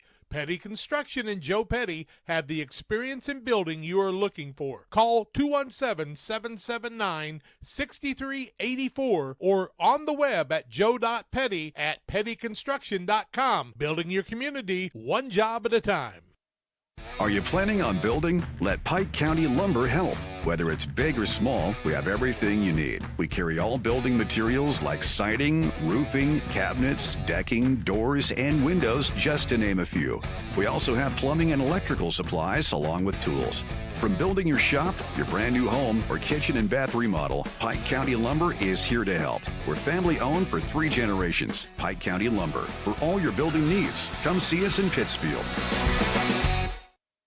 Are you looking to We're streamline about to your have the banking? kickoff in our 47th play of the first half already. There's been a lot of action, and there's still 8:11 left in the half, Bob. That first quarter was an extra minute or so long, and with Routt throwing the ball like they do, that stops the clock continually, and Routt had the big plays to answer today. And we've had a couple penalties, but scoring opportunities as well to stop the clock and continue the game a little deeper. But the Runnion's back to kick again at the 40-yard line. Panthers at the east side of the field this time to receive. Ball falls off that. Who do we have back now? Is it Rigg and Rodriguez? Rigg and Rodriguez are back deep. Jacob Hull on the camera today. Pretty good wind blowing across. He's got a wind behind him. He kicked it into the end zone the last time. Let's see if he wants to do that again. I think it's always a good idea if you can do it. Kick across the middle, high and deep. Going to be taken. It's going to go into the end zone as the man trying to catch it missed the ball, and it'll be 1st and 10 for the Panthers from the 20. I think he was going to step in the end zone on a reception anyway, so it was going to be a touchback for the Panthers at the 20-yard line. See if they can make something happen again with this possession. Last possession, Zach Weir, 1 play, 80-yard run at 8:10 to go here in this first half. We need to get something rolling for the Panthers, Jack. That's basically been the offense so far today. They've had some short runs. Niecamp's had a couple, but nothing real big other than that one. It was a big one, but then Routt showed you how quickly they can score. Double wing formation, fullback behind Ginenbacher. That is Bush.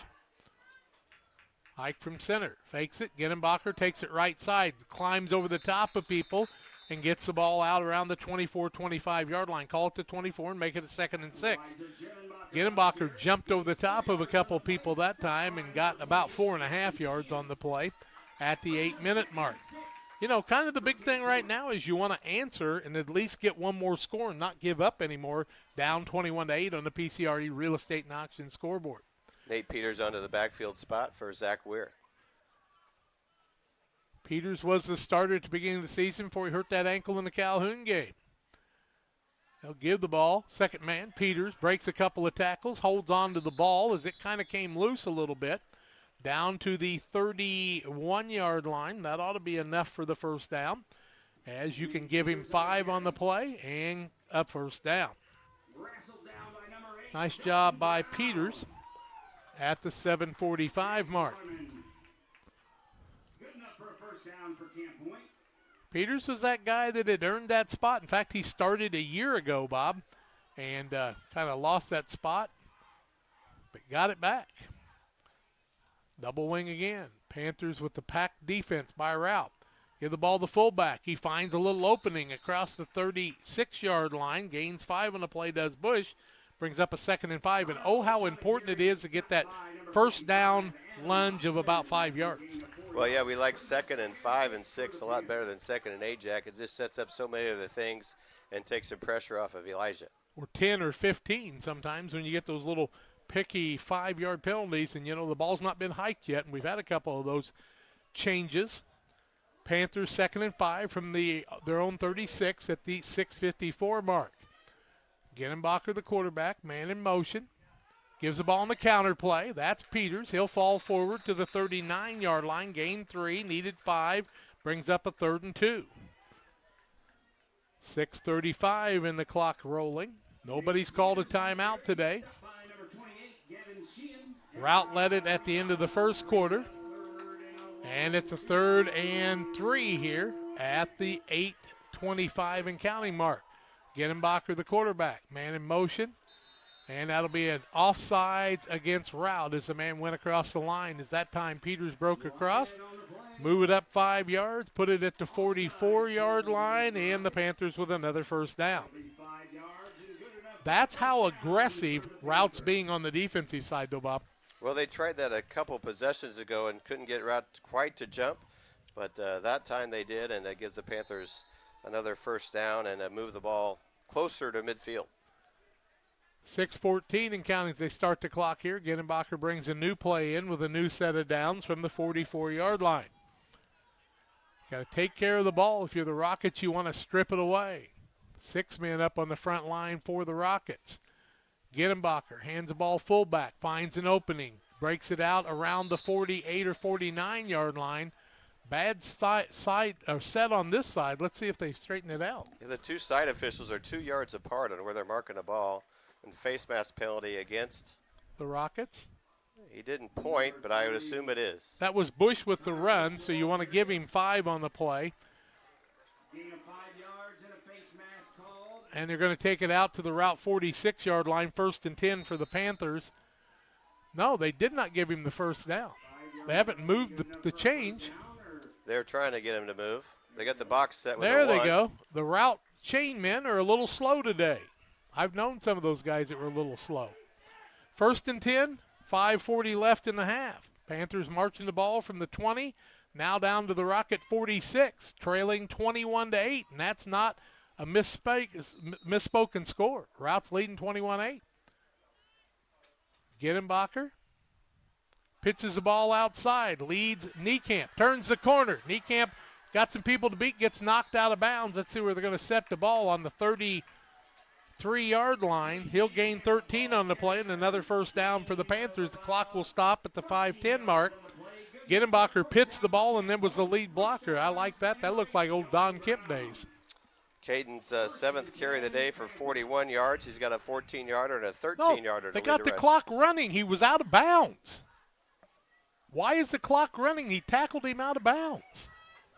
Holy cow. Ball's on the 33, 4:49 and counting. Maybe they'll add a minute here pretty soon. Give the ball on the outside. Niekamp dancing a little bit, trying to drive forward, and they blow him dead at the 31-yard line. Give him a gain of 2 and a 2nd and 8.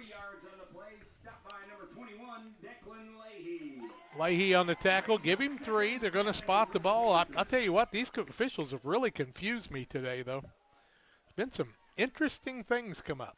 They're not, the two officials on the side are not gelling on where the ball is supposed to be spotted, so it's confusing us a little bit. But it is at the 31, Panthers 2nd down. 2nd down, we'll call it a long 8. Ginenbacher, the quarterback. Fullback is Bush. Man in motion. Try to get the ball outside. What a play by the Rockets that time. And the tackle made by Adam Huffman.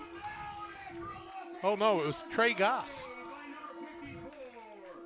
So who was the ball carrier on the play? Curtis Rigg. Rigg is he's going to go back to the 37-yard line, lose 6 on the play, bring up a 3rd and 13. That's a big play. Play just took a long time to develop as they were trying to run down the line of scrimmage. Well, and our blocker was not making that happen that time, Jack. The stalwart for the Routt Rockets won that battle and got into the backfield. Wide out on the right-hand side. Panthers with a 3rd and 13. They're going to pitch the ball outside to Bush. Bush will try to turn the corner. Head tackle that time. He'll gain 1 yard on the play down to the 36 and bring up a 4th down and 12. Yeah, I'm going to call it about a yard gain, but a 4th and we're going to call it 13 actually. Nice job by the Rockets on the defense. So aggressive today throughout, and they're really selling out. Home field, they want that 5th win. The Panthers want it, but right now it looks like the Rockets are vying for that North Division crown. Leading at 21-8. Panthers face a 4th down and about 14 actually. The ball now on the 37-yard line. Throwing into the wind. Last time Ginenbacher threw a pass, it was an interception. Man in motion, hands it back, halfback pass. Rigg throws the ball, man catches it on the halfback pass, and it's going to be good for the 1st down. Where will they spot the ball? The man was really late getting down there. Wow. 16-yard line, 20-yard pass play from Rigg, and who was the receiver? Tate Eichen on the reception, 16-yarder. Good job by Tate by coming back and picking up that reception. Now the clock's running even though the man was out of bounds. Why is the clock continuing to run? The man was out of bounds on that catch. We've lost 30 seconds on the play. No, and they're not going to do anything about it. 2 minutes, 5 seconds left. They let the clock run for the full play. Gittenbacher keeps it across the middle. Falls down to around the 10-yard line. Give him 6 on the play. Home cooking all the way around right now. 21-8 is the lead by the Rockets, and they've earned that. But man was clearly out of bounds after he caught the pass, and they let the clock run for another 30 seconds. Trying to make up that extra minute and a half we played in the first quarter, I guess. It was a little confusing, even the reception of whether it was actually a reception or where it was. We had a slow mark on the far side, but yeah, the side Panthers officials need to move something here. They're close to Pater. Let's get it in there. Side officials could use some help. Man in motion. Gittenbacher keeps it himself. Turns the corner. Still on his feet. Down to the 5-yard line. Give him 5 and a 1st and goal for the Panthers. It'll be a 1st and goal. They're going to spot it at the 6. I'll be darned. Okay, that's fine. 1st and goal from the 6. The sticks are down, so it still is 1st and goal Panthers, Jack, at 1:12. We've got all 3 timeouts left. And the clock is winding down. Who's at fullback now? Niekamp? Niekamp at the fullback position. Ware and Peters at the wings. Gittenbacher is going to let the clock run down a little bit. Not sure exactly. Are they just wanting to get some time off the clock here? What's the game clock at? Give the ball to Niekamp. Cross the outside. Running into the end zone for the touchdown. Caden Niekamp from 6 yards out. And it makes it a 21-14 game. Niekamp with the run. It comes at the 43-second mark. And there was no doubt about the run there, as Caden Niekamp just carried the house in. 21-14, you can make it 21-16 in a 5-point game with a 2-point conversion here, and that would be big. Or are they sending Marco out to kick? Looks like Marco's going to kick. He's going to try to make it a 7-point game here. Why is the siren blowing? What is the siren for? The kick is up. And it is good. Timeout on the field, 21-15. Routt with the lead on the PCRE Real Estate and Auction scoreboard. Kickoff comes your way after this. Stotzi Automotive and Tire, located at 201 Adams Street in Camp Point, Illinois, is your local automotive repair shop. Whether you need an oil change, brake job, alignment, engine repair, or new tires, Stotzi Automotive is here with honest and competitive pricing. Call Reagan and his team today to schedule your appointment. 217-740-5010. That's 217-740-5010 for Stotzi Automotive and Tire. Griffin Signs and Time at 122 South 9th Street in Quincy is a full-service sign company that can complete any project, from fully wrapping your entire fleet of vehicles, digital signs, storefronts, to creating small banners and signs. The right and professional signage is the difference of getting the job, heading folks in the correct direction to find you, or creating a brand recognition for potential customers. Put the right signs in your customer's mind with Griffin Signs and Time. Call 217-228-7470. 15 plays. That went 7 minutes. Let's see. 7 minutes and about 25 seconds. Capped off by a 6-yard run by Niekamp. Big pass play from Rigg to Eichen was the playmaker when they were at a 4th and 14. What did they gain, about 16 on that play, Bob? 16. And guys, really credit to Tate Eichen, who's really been relegated to lots of edge blocking. But he had a chance for a big reception for the Panthers today, and he did it, Jack. Great play by Tate Eichen. Let's see if Rodriguez is going to hit that little pooch shot again. He is lined up. Going to hit that little pop fly, hit it over, and it is going to go out of bounds, and they can take the ball in the 35. And if I were the Rockets, I think that's exactly what you'd want to do. So a 5-yard, it's a delay of game penalty is what they call it. They'll put the ball in the 35, and the Routt Rockets will have it 1st and 10 with 43 seconds left in the half, leading by 6, 21-16 on the PCRE Real Estate and Auction scoreboard. Go ahead, Jack. PCRE Real Estate and Auction, with the experienced lineup of brokers, they can sell it all for you. Go to PCRERealestate.com. We had that possession and didn't burn up any timeouts, and we were just talking during the break that even Casey stopped the play for Elijah to wait to more time to run off, confident that we would get the ball in the end zone, and leaving the Rockets with about 15 or 16 less seconds in this possession. We've run 62 plays in the first half of this game, folks. A lot of plays. The Rockets in the pistol formation is Creviston. 2 wideouts on the left, 1 on the right. Will they go for the home run here? I would expect them to. Olsen on the right. That's his favorite target usually.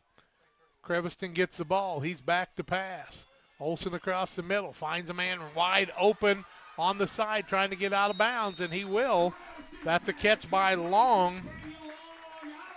And he will be knocked out of bounds on the 47-yard line, giving him 12 on the play and a 1st and 10 for Routt. 35 seconds left in the half after Long finds the out-of-bounds marker. Routt still got 3 timeouts, too. Olsen ran across the middle. They run a lot of pick plays. You've got to watch how they run those. Clock stopped on this play out of bounds. Yeah, they did stop it on this play out of bounds. That's good.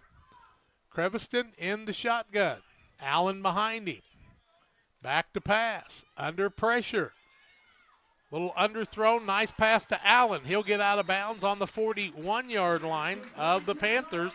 That'll be 13 or 12 yards on the play and another 1st down for the Rockets, moving the ball down the field with 29 seconds left. So that only took, 6 seconds? Creviston back to the line of scrimmage. Doesn't want the Panthers to have time to set. Now the clock is running like it did before in the man out of bounds.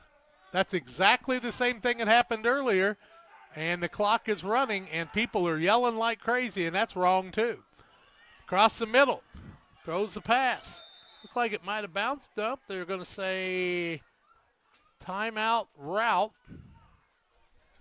And 4 seconds left, but that clock continued to run after the man went out of bounds again. Those officials, they're going to put time back on the clock. You watch and see if they won't. And there's 4 seconds left on the clock, but the clock ran there, but it also ran after Eichen caught his pass in the last series and ran down 30 seconds there. Are we sure that was an incomplete call, Jack? Well, they called it a complete pass, I think, but they haven't moved the sticks yet. The Routt Rockets have moved up 8 yards. Now the official's going to the line or the back judge to ask him, and mass confusion here at Friesen Field. 5 officials in the clock group having some trouble. Please reset the clocks at 20 seconds. They're going to put 20 seconds back on it. Say that took 9 seconds. And they're going to call it a completion, and the ball now rests at the 29-yard line. The clock should not be running. Routt called a timeout. We haven't had that signal yet, Jack. There's been no signal of a timeout, although it looked like they wanted it. Well, there was a man on this side that signaled a timeout when that play ended. Now these guys are still talking because they really have no idea. 1st and 10 for the Rockets.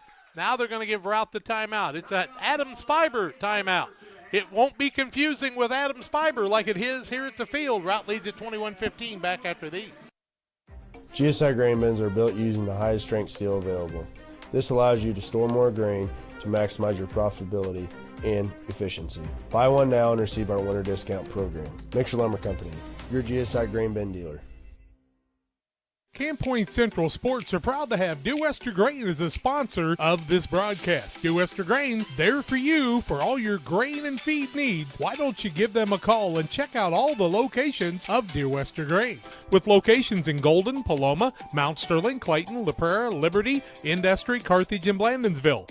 For more information, call Dear Wester Grain Services 696-4461. That's 696-4461, or on the web at dearwestergrain.com.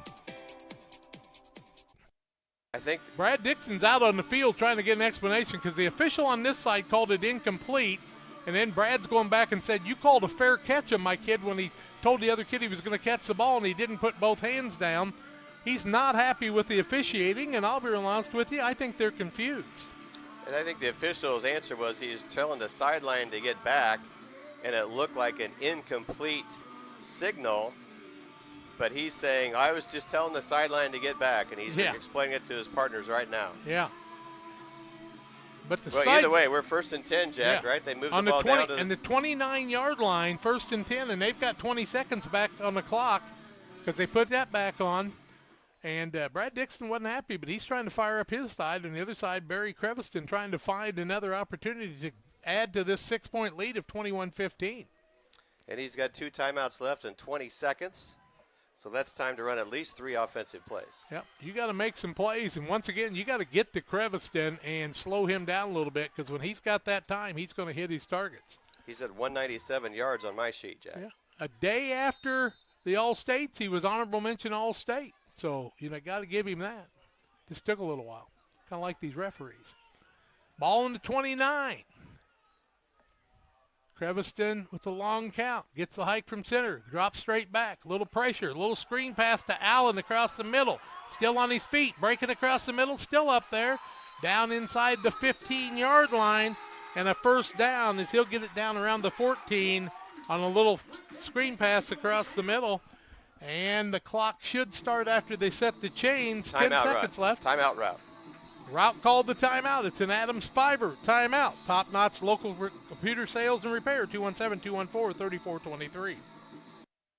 Welcome to Douglas Automotive and Tire, your expert truck and car repair center in Pittsfield, Illinois. We provide full service from oil changes to new tires and everything in between. Contact us today to schedule service. We're located at 303 West Jefferson Street in Pittsfield, Illinois. Call 217-922-0064. That's 217-922-0064. Britton and the gang know cars, and if you need repairs, call Douglas Automotive today for all your repairs. The Liquor Booth is your home for a huge selection of beer, wine, and spirits. The Liquor Booth has 2 locations in Quincy, 3520 Broadway and 1500 North 12th Street. The Liquor Booth, where it's always happy hour. Oh, we love the comments talking about how the Panthers need to evolve. Have you ever watched Byron play? They ran the ball most of the season and won the state championship by 40. Beat Williamsville by 40. Camp Point Central, the defending state champion. Routt knocking on the door here from the 14-yard line. 1st and 10 with 10 seconds left, and I believe the Routt Rockets have a timeout left, do they not? 1 left, Jack. We'll have to watch it. They got at least 2 plays in their pocket ready to go. Well, we'll see. Panthers are going to have to make a play here and not allow that 14 yards to disappear. Creviston, the quarterback. Now more in a pistol than a shotgun. Allen straight behind him with a timeout left in his pocket. 10 seconds left. Back to pass. Looking across the middle. Throws a little pop fly to the corner. Incomplete. Clock goes down to 7 seconds. That only took 3 seconds, guys. Give me a break, would you please? There's no way that play took 3 seconds. The guy running the clock's got a slow hand on that one, my friend. Our flag football team couldn't even rush the quarterback on that play yet, Jack. No, I saw Nick Reel get more than that from John Hayden in a basketball shot one time. They had 7 seconds and a timeout. Yep, unbelievable. And it's 2nd down. They haven't changed the box yet. Yep, 2nd down from the 14. Creviston, the quarterback, leading 21-15. Rolls to the right, looks across the middle, throws a bullet. It's incomplete. That took 4 seconds. No, 5. We're down to 2 seconds. And they still have a timeout, but I don't think they'll have to use it. But will they call it? Runyon going to come in and try to add to this lead and make it a 9-point lead, and that's a good idea. They've still got the box at the 1st down at the 14-yard line. It's 3rd down. Runyon going to come in and try to kick it. Ball's at the 14. So the 19 will be a 29, called a 30-yard attempt for Runyon, and he's got the wind at his back, trying to put his team up by 9. This is a good decision. Hike from center is a good one. Creviston with the ball down. The kick is up, and it is no good, far left. Timeout on the field. That's halftime. 21-15. Routt with the lead as we have reached the Little Jess Motors halftime show. Little Jess, Chrysler, Dodge, Jeep, and Ram in Quincy, Illinois. Family owned and operated. Their staff will make the car buying process simple and ensuring each customer's needs are satisfied. Learn more at littlejessmotor.com or stop by and see them at 3431 Main Street in Quincy. Routt leads it 21-15 at halftime. Bob will recap the scoring when we come back after these. Damon Plumbing, serving all of Pike County and the surrounding area with quality residential and commercial plumbing services. Make sure you include the Damon guys to get it right the first time. Residential and commercial, new builds, or existing. Call Braden at 217-491-5415 or Doug at 217-617-2318. Damon Plumbing, recommended by our family for your family. The caring and experienced professionals at Hamilton Funeral Homes are here to support you through this difficult time. We offer a range of personalized services to suit your family's wishes and requirements. You can count on us to help you plan a personal, lasting tribute to your loved one, and we'll carefully guide you through the many decisions that must be made during this challenging time. You're welcome to call us at any time of the day, any day of the week. Visit our funeral home in person or on the web at hamiltonfuneralhome.com. Call 217-593-6517. Hey,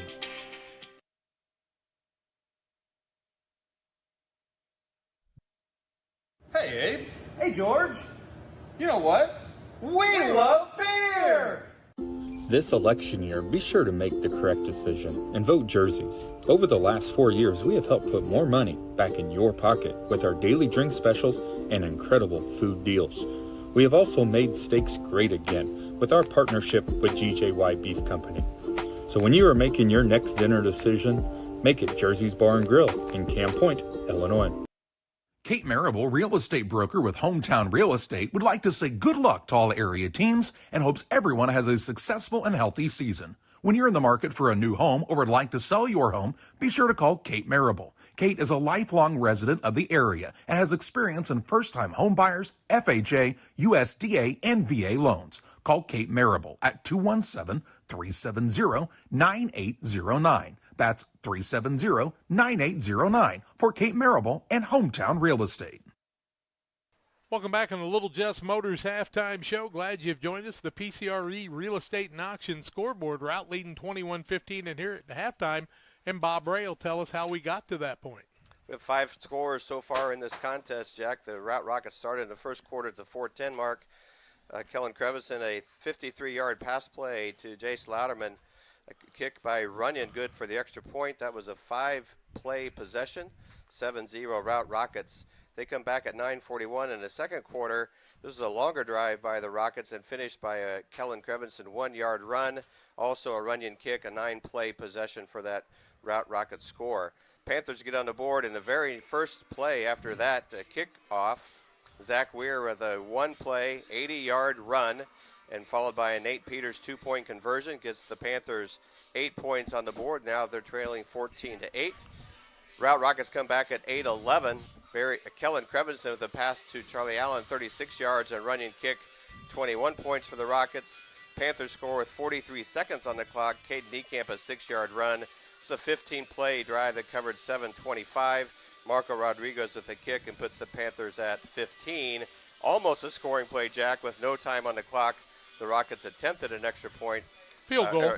Attempted a field goal, 30-yard field goal that sailed just wide of the uprights. So we come into halftime, 21 for the Rockets, Panthers 15. And, you know, that was important because in the first quarter we went from 12 to 11 back to 12, back to about 11-10, and then we added time again. So we played a little extra in the first quarter, but Routt has really come out and been impressive in the first half.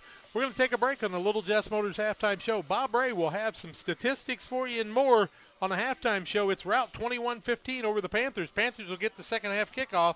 We'll have more when we come back after these. Are you looking to streamline your banking? Great Rivers Bank has just what you need with our streamlined checking and savings accounts.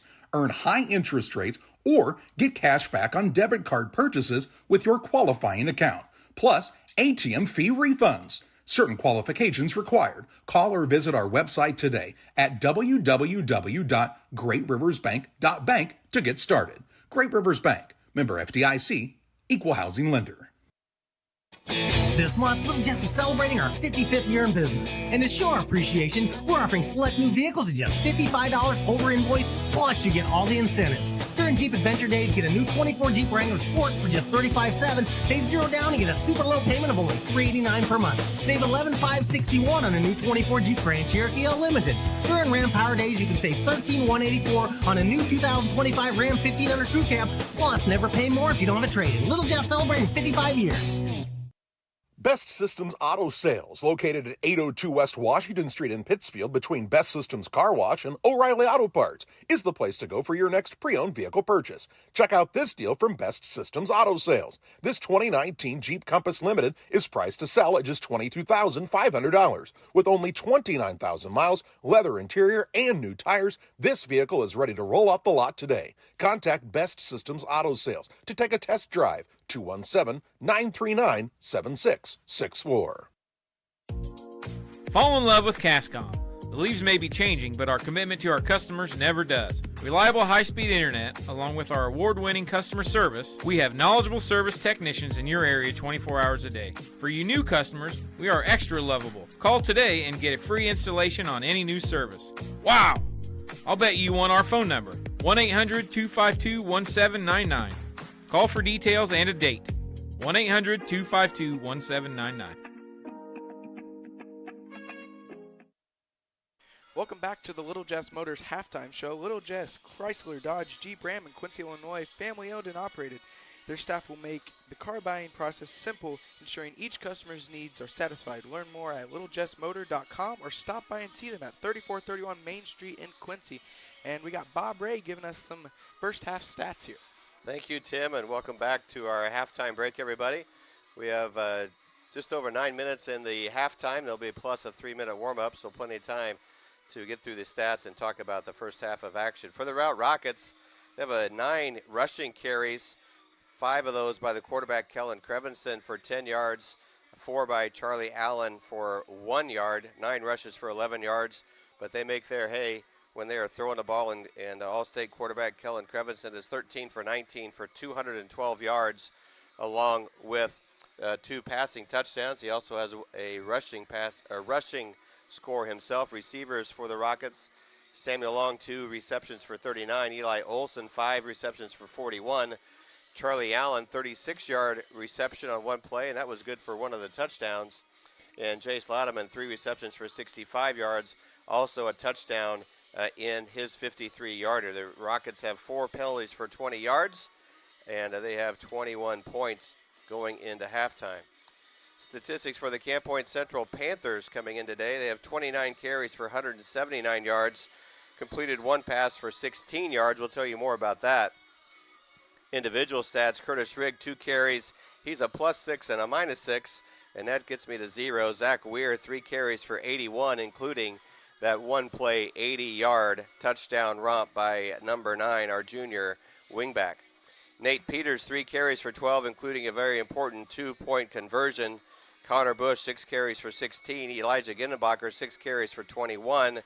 The most carries for the day go to Caden Niekamp. He has 9 carries for a total of 49 yards. There's a 29 carries for 179.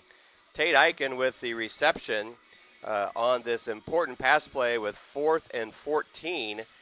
Elijah took the snap, pitched it to Curtis Rigg, who threw a perfect pass to Tate Eichen, who twisted and caught it right along the sideline. He got 16, needed 14, kept the important drive alive for the Panthers, and that was eventually finished off by Caden Niekamp, touchdown run. So great work, Curtis Rigg and Tate Eichen. Panthers have 2 penalties for only 10 yards. They have 15 points on the scoreboard, and they trail 21-15 here at halftime. Tim? That was your first half stats given by Bob Ray. We'll bring it back after this short break, show keys to the second half and more after this break. Brian Dickut Trucking, LLC has been in business since 1995. Brian Dickut Trucking offers hauling of liquid and dry fertilizer, grain, rock, feed, lime, with local and long-distance hauling. Brian Dickut Trucking is located at 1878 East 2100 Street, Camp Point. Call them at 217-257-8302. That's 257-8302. Long dumps, short dumps, hoppers, and tanks. When you need it hauled, trust the experts at Brian Dickut Trucking, LLC in Camp Point. They deliver. Before I started at DOT, it was like a real low point in my life. I just lost my house, and I just wanted something to get myself back on my feet. I met a driver named John, and he was like, man, come to Dot. They'll pay for your school. They'll pay for your CDLs. I applied, and ever since then, I've been very grateful. Since I've been here, I've had the opportunity to save money to buy me a home within the next couple of months. It's definitely been great. When my life needed direction, I took the wheel. From bag to field to bin, Prairieland FS is your home for quality seed. We treat it right here at one of our local facilities, deliver it right to your farm, and then provide the propane to fuel your bins. Have confidence in what you're putting in your engine with our energy specialist. They're focused on maximizing power, fuel efficiency, and engine protection to keep you going. We're neighbors serving neighbors. Prairieland FS, your leading supplier of choice. When it comes to financial planning, most financial companies focus on your income. At Northwestern Mutual, we focus on your outcome. That's why we know what it takes to succeed both on your balance sheet and in your life. It takes the right financial partner who looks at where you are now and where you want to go and design a financial plan to take you there so you can achieve the life you're after today and every day after. Focus on your financial outcome with Northwestern Mutual. Contact Sheila Davidsmeyer today. Her office is located at 311 West Washington in Pittsfield, Illinois, or visit SheilaDavidsmeyer.nm.com. The Northwestern Mutual Life Insurance Company, Milwaukee, Wisconsin. Welcome back to the Little Jess Motors halftime show. 21-15. Routt leads after the first half. And we give it to old Jack Hole here to give you some keys to the second half for both teams. Well, right off the bat, when's the last time the Panthers have trailed at halftime? Been a long time, but Rout's come out very aggressively. They found those long pass plays that they depend on. They have not stopped the long play in the last couple series as the Panthers have been able to do some things. But, you know, when you look at it, Bob and Tim, Panthers are going to get the kickoff, and they need to be healthy and take the ball down the field this time. Well, they're setting up shop across the field from us in some shade trees and regrouping a little bit for the second 24 minutes of this contest. And couple of things that pop out to me is we have to slow that Rocket offense. We did on that last possession, but they were inside the 10-yard line pressing to score and just ran out of time. We need to make this a couple of stops there, a little more pressure on the quarterback. And as long as we're not making boo-boos along the way, Jack, we're driving the ball down the field and we can score, just have overcome a couple penalties and mistakes. And I saw during that second quarter, Camp Point Central kind of changed their defense a little bit there. They brought in another defensive back and took out an outside linebacker and was able to guard the pass a little bit better and make the Routt Rockets have to go for that scramble pass in shorter games. Still got about 6 minutes left in the halftime show, but, you know, big thing is Panthers' defensive backfield's going to have to pick it up, and they have to get to Creverston. If they don't get to him a couple times in the second half here, I think he'll throw the ball for as many as he did in the first half. He's very talented. You want to get the lead, but, you know, how long can you keep it after that? And you got to get it first. We're going to take a break on the halftime show. 21-15, Routt with the lead. More comes your way on Central Illinois Sports. Sports families, come check out Central Valley Sports, the new facility in town. Located 3 miles south of Winchester at 520 Winchester Glasgow Road. Batting cages, pitching mounds, pitching machines, and more. Open to all ages and skill levels. The facility is available for team rental, individual membership, and family memberships. Be sure to check out the Central Valley Sports Facebook page for more information and stay up to date on individual lessons and camps offered throughout the year. Fostered Farm Equipment has served our community since 1986, carrying the quality brands you know and trust. Now in our second generation, we are proud to continue our family's legacy of quality customer service from showroom to field. We offer new, used, and consignment sales. So whether you're working 1 acre or 1,000, we have something for every operation. Our customers work hard. That's why we work hard to keep America's farmer in the field and not in the shop. We look forward to serving our community and customers for decades to come. Every day, banks touch every corner of our lives. They support us when we turn life's goals into accomplishments. Goals like opening a small business, buying a home, planting a crop, having a baby. From your first car to life after retirement, Central State Bank is there for all of your life's milestones. CSB is central to your banking needs. Visit us in Clayton, Kinderhook, Pittsfield, Pleasant Hill, and Quincy, or at csb123.com. Central State Bank wishes all of the teams well on the hardwood this week. All right, I want you to stop and think for a second of something you might need for the fall. Well, whether it's warmer clothing, maybe something for the yard, or something to snack on, it's probably on sale during the Fall Dollar Day sale at your local farm and home supply. In fact, it might even be under $10. Here's some of the best-selling items at $5.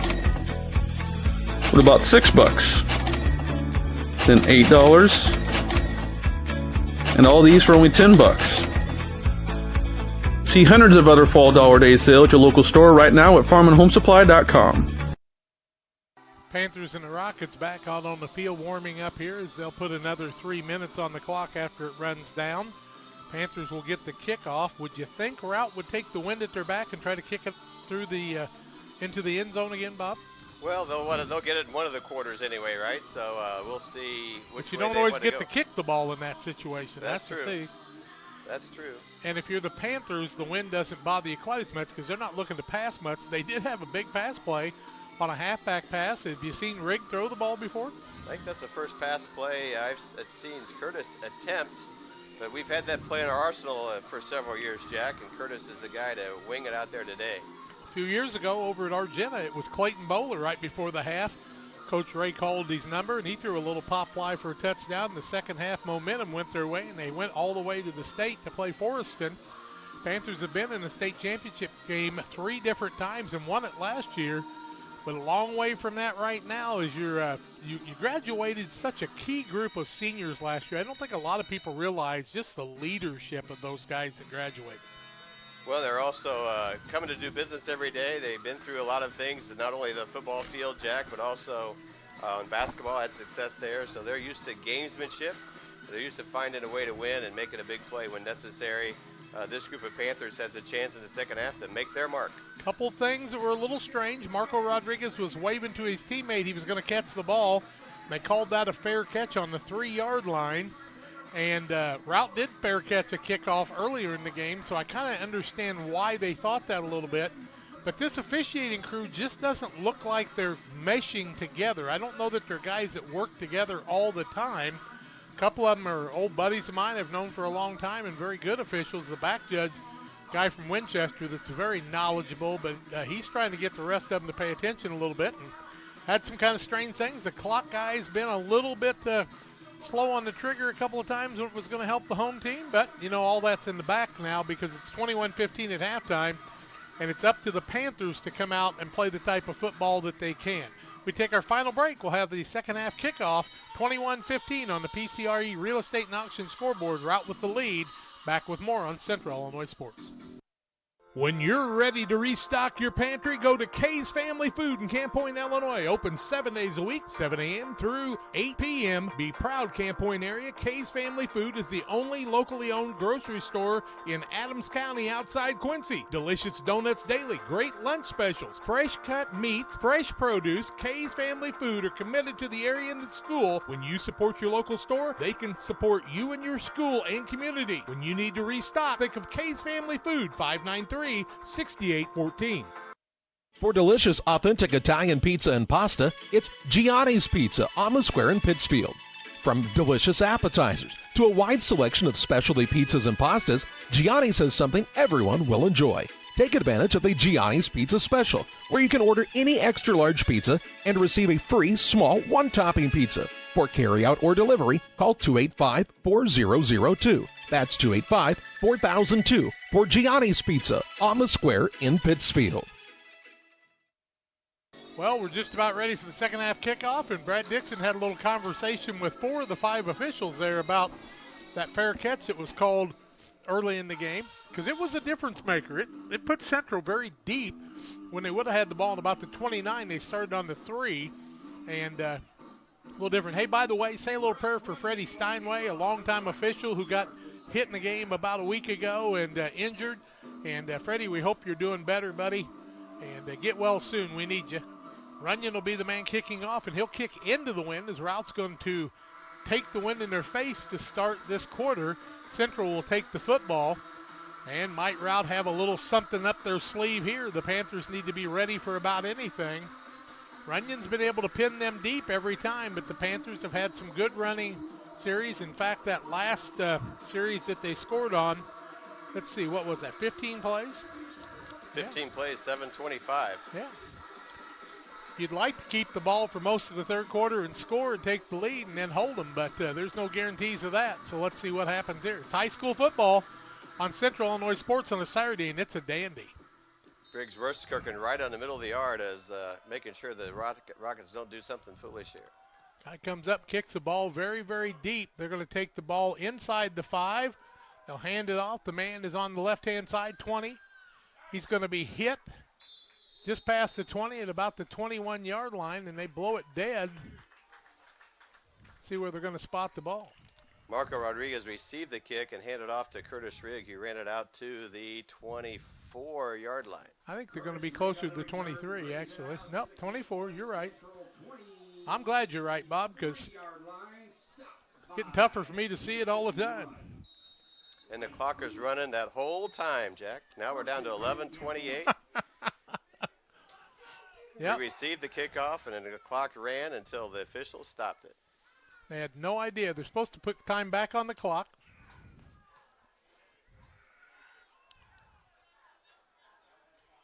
I think they're trying to put 11:45 on it, 11:50 back on it. I sent the referee a little note at halftime, said, you got to watch the clock, guy. He's causing you problems, buddy, and maybe you got my text. 1st and 10 Panthers, 24-yard line. Elijah Ginnebacher under center, Jaden Summy to snap. Ready for second half, first play. Man in motion, Riggs. Ginnebacher keeps it himself, has very little room to turn the corner, falls forward, out past the 25-yard line. But just can't get that momentum he needs when he's got to spin like that. He'll get it out. We'll call it the – now they're going to move it back. Where are you going to put it? 25. Gave him a gain on 1. They started for 2 and then moved it back. Second down, 9 yards to go. Just underway in the second half. 11:23 and counting. Ginnebacher at quarterback. Looks like Bush with an offset eye. The wing on the right side a little indecisive. Little option play across the side. Carrying the ball out to about the 28-yard line. Who rolls off the pile that Zach time? Weir on the carry. Jack Weiss, one of our linemen, lost his helmet. He's going out. Give him 3 yards on the play as they spot it up to 28, and it'll bring up a third down and 6. Niekamp into the game, I do believe. We'll see here. Nate Peters in for Zach Weir. I saw that one, Jack. See who the fullback is. Looks like it's Bush still, isn't it? Yes. Double wing formation, double tight end set, need 6 yards. Back to pass, Ginnebacher throws a pass, got a man open, it's complete. Out to the 50, 40, 45, 40-yard line. Is that Peters? Nate Peters, my goodness, Jack. What a great catch by our senior out there with the reception. Turned backwards, made some space between him and the receiver, and then about 8 yards after the reception. 29 yards on the play and a first down. Nice catch and a good run after. They spot the ball on the 42-yard line, so give him 1 more yard on that, Bob. Nice job by him. Ginnebacher underthrew it a little bit, but he kept the thing alive. Great play, Nate Peters. Haven't got the chain gang ready to go yet, Jack, and we're snapping the ball. No, chain bag has been very slow. The clock man has been kind of off. Need some extracurricular people to help out here. Maybe they're all at mass. Man in motion is Rigg. Give the ball first man through, fullback across the 40. And they'll spot the ball right at the 40. That'll be Bush, be a second down and 8 for the Panthers in Rocket territory. Ball at the 40-yard line, second down and 8, 9:40 and counting in the third quarter of play. 21-15 Routt with the lead on the PCRE Real Estate and Auction scoreboard. Bob Ray, Jack Hall, Tim Hall, Jake Hall, Bob Larnigan alongside here today. Caden's in for Connor. Niekamp at the fullback position. He ran for a couple long ones last week, so he got another one of those in him. Ginnebacher keeps it himself off the block, gets his feet taken out from under him at the 38-yard line. He'll gain 2, and it'll bring up a 3rd and 6. And, you know, usually you can't submarine and get Elijah. He'll usually step in the middle of your back on that. But from the quarterback position, it's just different, isn't it, Bob? It's a little different. I don't know if he had a chance to really see the lineman come up to get him. And it was a low tackle and a good play by the defenseman. But I think we're in 4-down territory, Jack. But 3rd and 7, we need a couple here. 38-yard line. Yeah, it's between 6 and 7. Need a good play right here. Niekamp behind Gittenbacher. Man in motion is Rodriguez. Back to pass. Going to be blindsided is Gittenbacher on the play. It's a backside tackle. Did nothing on that play. Tackle blocked nobody, and the man came storming in. And what was the number on that truck? Looked like 68 Henry Ravi, and he's done a good job on that. It's going to bring up a 4th down and about, 14? Call it 13 here. 8:08 left in the quarter. Surprised on the pass play in 4-down territory because I really thought maybe Niekamp would get the ball there. Gittenbacher brings in the play and brings an extra teammate with him. Now they got a different quarterback in there. Who's the quarterback? Dylan Mount under center. We got 3 guys to the left. That's Gittenbacher, one of those. Now timeout by Routt because they didn't like the looks of that. It's an Adams Fiber timeout. On the field, local commuter sales and service. Call the Adams Experts, 217-214-3423. Fast, friendly, and affordable. Helena Agri, Camp Point, Illinois, is a proud sponsor of the broadcast of Central Illinois Athletics. For all your seed, fertilizer, and chemical needs, the experts at Helena Agri, Brian Obert, Dustin Roskamp, and Matt Hughes, are the guys to call. Let them show you the best seed, fertilizer, and ag chemicals to make your farming operation a success. Call 217-593-7761. That's 593-7761 for Helena Agri of Camp Point. Beard Implement Company, your local Case IH dealer, proudly serving farmers since 1937. We know how important it is to your operation to keep you running. 4 convenient locations in Ashland, Arnsville, Pittsfield, and Hannibal, Missouri. Beard Implement Company, our people, your advantage. Routt called the timeout after the Panthers came out in the set 4th and 13 at the 7:46 mark and called the timeout because they had Gittenbacher and 2 blockers in front of him wide left with Mound at quarterback in a 4th down situation. They faced 2 of these, and they've been able to make them so far today. Eichen wide to the right. No, that's not Eichen. Who is the wide man here? Coming. Well, we're back in punt formation now, Oh, Jack, okay. so a lot of different alignment here. Yeah. Jasper Fletcher on the far side, Elijah back in punt formation. That makes a little bit more sense, doesn't it? Need a good hike from center. Get one this time. Gets it off. Little punch kick. Going to land and roll out of bounds inside the 10. Where are they going to set it? The official very slow getting to it, and he's going to set it on the 6-yard line. It looks like it's going to go the 6. Both officials very slow getting there. 1st and 10 for Routt. And where are they going to set the ball, boys? 7-yard line, Tim, can you tell? 6-yard line, 1st and 10. So the Rockets are back deep at the 7:37 mark, and I like that punt. I think that was a valuable punt for the Panthers, and Gittenbacher did a nice job on that. Can you put the computer screen down a little bit? This is the furthest field position for the Rockets, I believe, isn't it, Jack? Yeah, they've never been this deep in the field today. But they've been able to move the ball down the field in one big pass. They can do that. You've got to come out and play 4 strong downs. 21-15. Rockets have led since the get-go. Led 14-0, now 21-15. Creviston just outside the goal line. Good hike from center. Back to pass. Little bullet across there. Trying to get by the blockers, and there is a holding penalty for the first time today. Long catches the ball, gets it to the 15, but I think that's going to go back. I thought there was some holding earlier in the game, not called, but this one looks like it has finally had the flag thrown, and holding against Routt.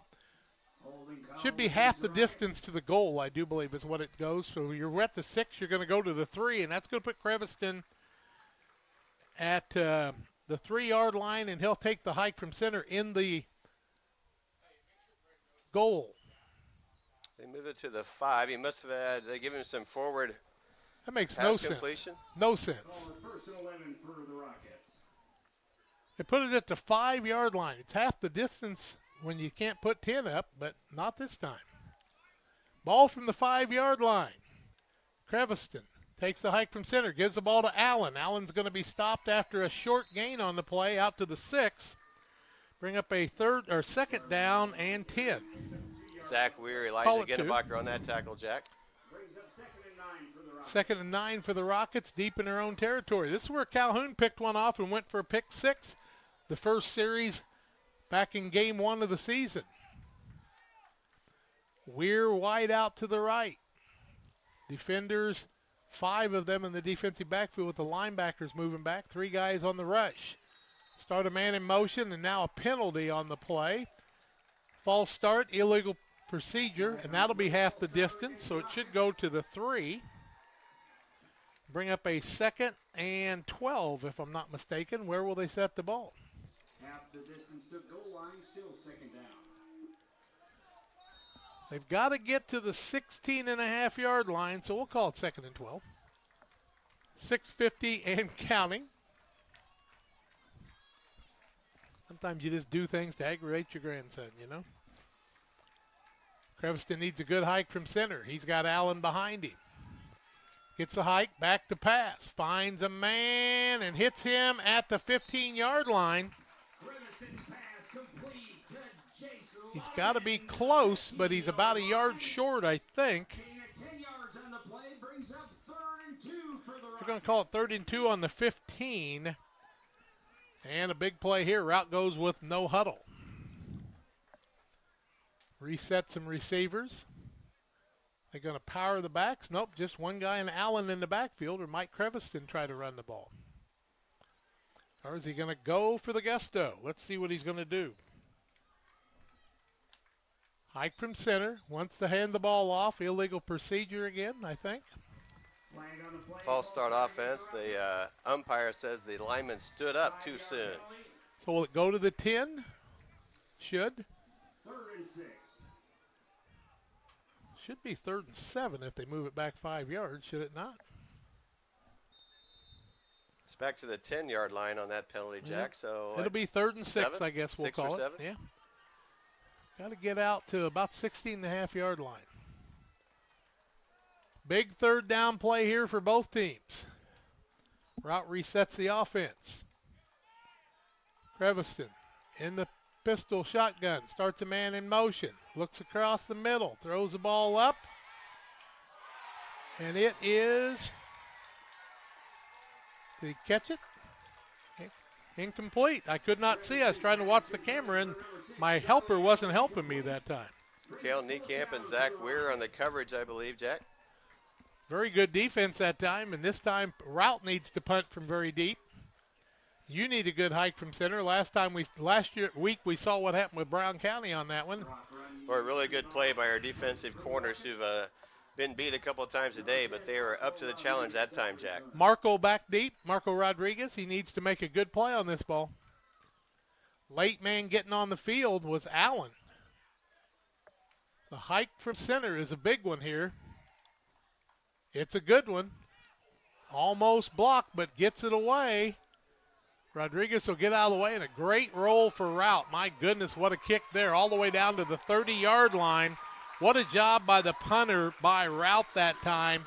The 5:38 mark, he puts Camp Point Central back from one end to 30-yard line on the other end with 5:38 left in the third quarter, and still a 21-15 lead for Routt. That was a dandy punt, was it not? Yeah, that punt to move the line of scrimmage 65 yards in favor of the Rockets. Rick John said we always caught our punts because you lose too much yardage when it rolls, but it's dangerous to go out and catch them. But when you had a guy like Nate Lorton like he had in the 90s, you could do that.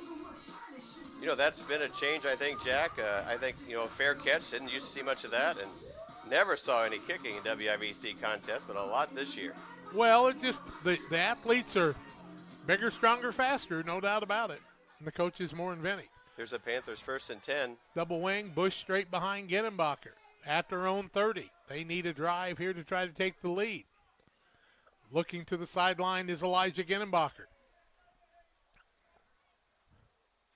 Keeps it himself on the left-hand side. Got some running room. He'll get it all the way out to the 36-yard line. gained 6 on the play, and probably his biggest gain on the line of scrimmage today. Ginnenbacher with 6, 2nd down and 4. He didn't really turn around that time. He kind of stayed parallel with the line of scrimmage, and that seemed to help him a little bit. Good blocking on the left side of the line too, Bob. Yeah, it was good. Just a little bit of a hole. Elijah doesn't need much, but he needs a couple of yards free to get moving. Summey brings him up to the line of scrimmage. Ginnenbacher behind him. Same set as last time. Ginnenbacher tries it the other way. He's going to carry the ball out to the 39-yard line. He'll get 3 of the 4, and it'll bring up a 3rd and 1. Remember the last time that Calhoun and Camp Point Central played in the playoffs, it was Ginnenbacher. Now the yard marker is right at the box, Jack. Why wouldn't you measure? What are we doing here? Longnecker ran it 44 times against Greenfield. He ran it 36 times against Routt. Now they're finally going to measure after letting the clock run down. Well, the clock's still running. No, they did stop No, it, they but stopped they're looking it. and looking. And they're arguing again. The two officials are arguing again. Last time over they what did this, see. they called it a 1st down. And now here comes the measurement. Yep, Real Net and Twine, located just north of Pittsfield across from the airport. Real Net and Twine is your local headquarters for concrete lawn ornaments, statues, fountains, and more. Stop by and see them or give them a call at 285-5013 and tell them happy new baby, Teddy, Real. Little girl born to Nick and his wife over in Marshall, Illinois. If they make this, they'll be embarrassed.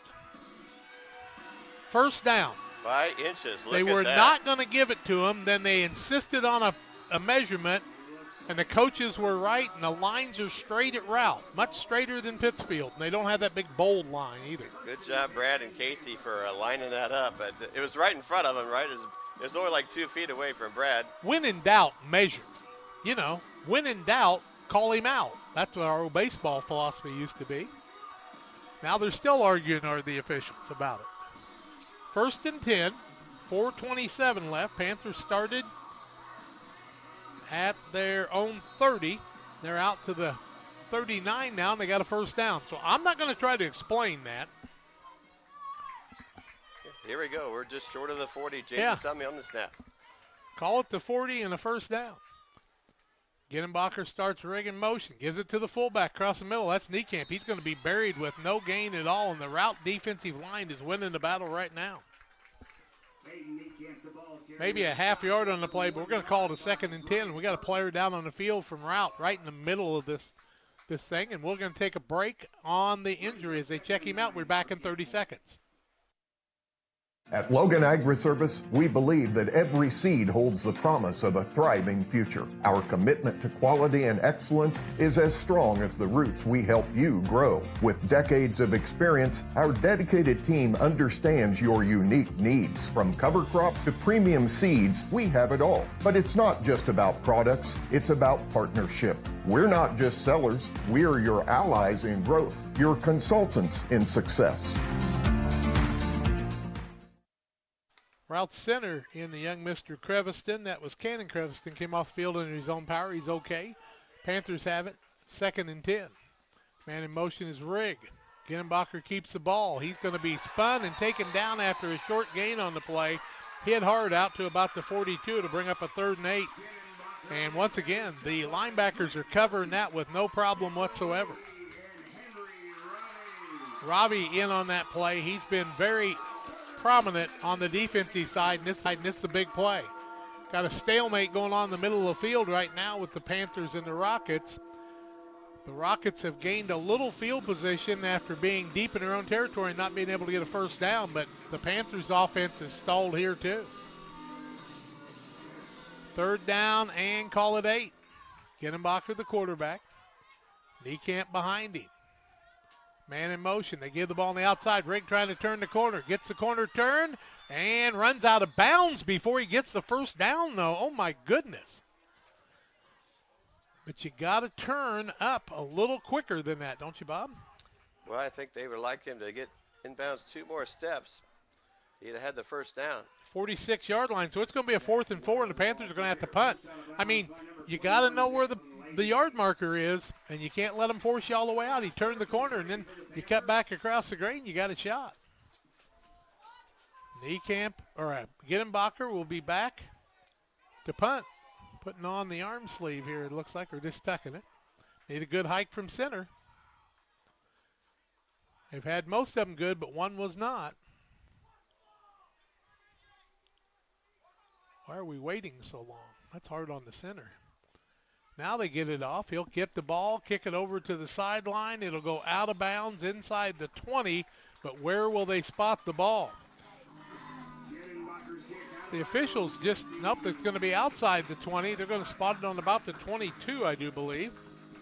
So a good punt by Elijah. 1st and 10, Routt. Looks like they're going to do the 21-yard line with 2:47 left in the quarter. And every time you put the ball back in Creviston's hands, it's dangerous. Well, that last possession, the Panthers couldn't get a first or second down of 4 or 5 yards, and were always forced with 3rd and 8 arrangements, and that's tough to make it happen, Jack. Pike County Concrete, when you need concrete for your next job, give Tim Waters a call to lay it out for you. But Pike County Concrete at 285-5548. Now what are we doing? Changing footballs, I guess. Yep, didn't get the football in the right spot yet, but here we go. They sent one out, but didn't have one for them. Routt has it 1st and 10 from their own 21. Creviston in a short pistol formation now with Allen behind him. He'll back up a step, and so will Allen. Wideouts both sides. Fakes the ball, keeps it himself, does Creviston. He'll be taken down after a short gain on the play. He'll get it out to about the 23.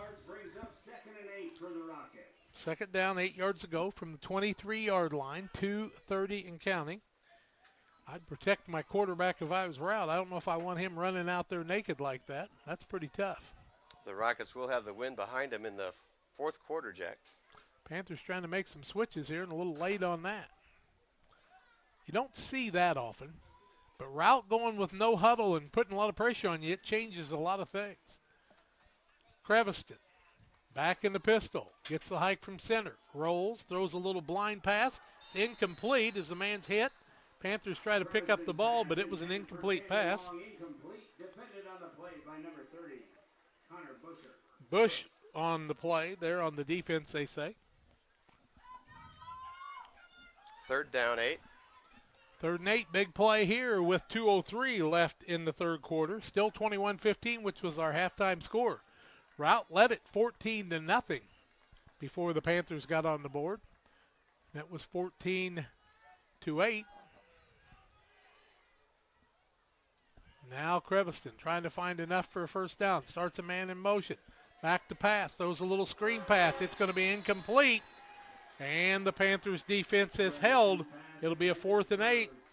And they'll be trying to get a good punt off from the 23-yard line with the wind in their face with 2 minutes left in the quarter. That stops the clock, and better defense by the Panthers that time. That was good. A little more pressure on the receivers and a little more pressure on the quarterback, but also just a misfire by the quarterback, and both balls a little short. Yeah, screen pass there, though. They've had very good success with that, running it. Is it Runyon back to punt? Needs a good hike from center. Gets that. He'll get the ball off. Line driver winding down with one last time. Took the ball into Rocket territory. The place we started our last possession was in Jack 31.5. They trail by 6. Panthers have never led in this football game. Now we got the referee calling for something else. What is he calling for?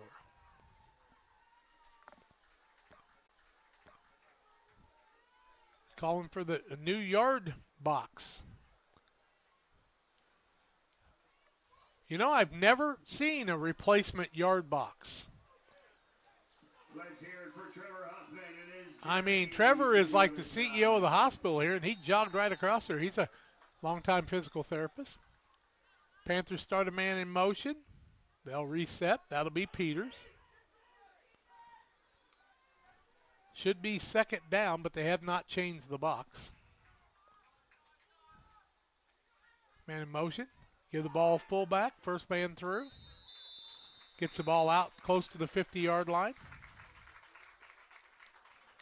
Should have been Bush on the play, I do believe. He'll set it right short of the 50. We'll call it a 3-yard gain and bring up a third down and about 4.5, call it 5. Back into the game now is Tregas. Fought through that. Thank you for your prayers for him.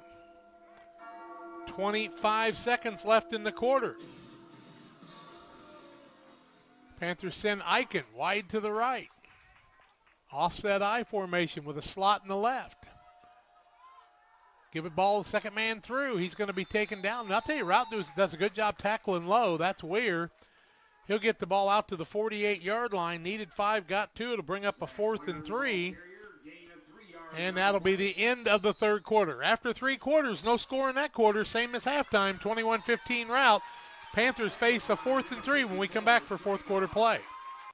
One size fits all. That may be all right for an adjustable belt or cheap sunglasses, but when it comes to your financial needs, no one wants a one-size-fits-all strategy. Derek Harris is your Pike and Adams County area Edward Jones financial advisor. Derek Harris's most important goals are yours. That's why Derek will take the time to understand your needs so he can recommend personalized strategies with your goals in mind. Contact Derek Harris today at 217-222-7173. Knowing you, that's how Edward Jones makes sense of investing. Member SIPC. Game Masters Outdoors in Quincy is your ultimate destination for game cameras and hunting gear. Discover top-notch game cameras to elevate your outdoor experience. From firearms and ammunition to optics and outdoor equipment, we've got you covered. Enjoy free shipping on most orders. Browse our vast selection of high-quality gear and find everything you need for your next adventure. Visit GameMastersOutdoors.com today.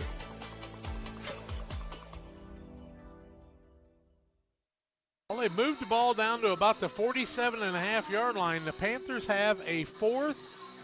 And what are you going to call it, Bob? A couple? I had 3 written down, but I'm going to wait to see where they mark everything because at this point it's 4th and 14. So we're waiting for the chains to get reset. Well, they got the chain. Looks like it's going to be about a 4th and 2. So we're the chains are not right. The chains are not right. There we go. Now the chains now they're moving the box farther. Now it's a 4th and 1. Oh, they're now it's 4th switching. and -2. Now they're switching them, and they still got it messed up. They still don't have a clue what they're doing back over there. It is really sad. 4th and 2 yards to go, but look how far the box is. There you we go. We're moving it one more time. That almost took forever. 12 minutes left on the clock. Fourth quarter action in regulation. 6-point game. Reset the chains one more time. Here we go. 4th and a long one. Routt. 4th and 1. There we go. Still have to make the play. They think it's 4th and 5 on the scoreboard. Give the ball across the middle. Should be enough for a first down. Well, here again, the 2 linemen are coming in 1 yard apart. Bush runs the ball for 2 yards, and that's a first down. Take it down to the 45.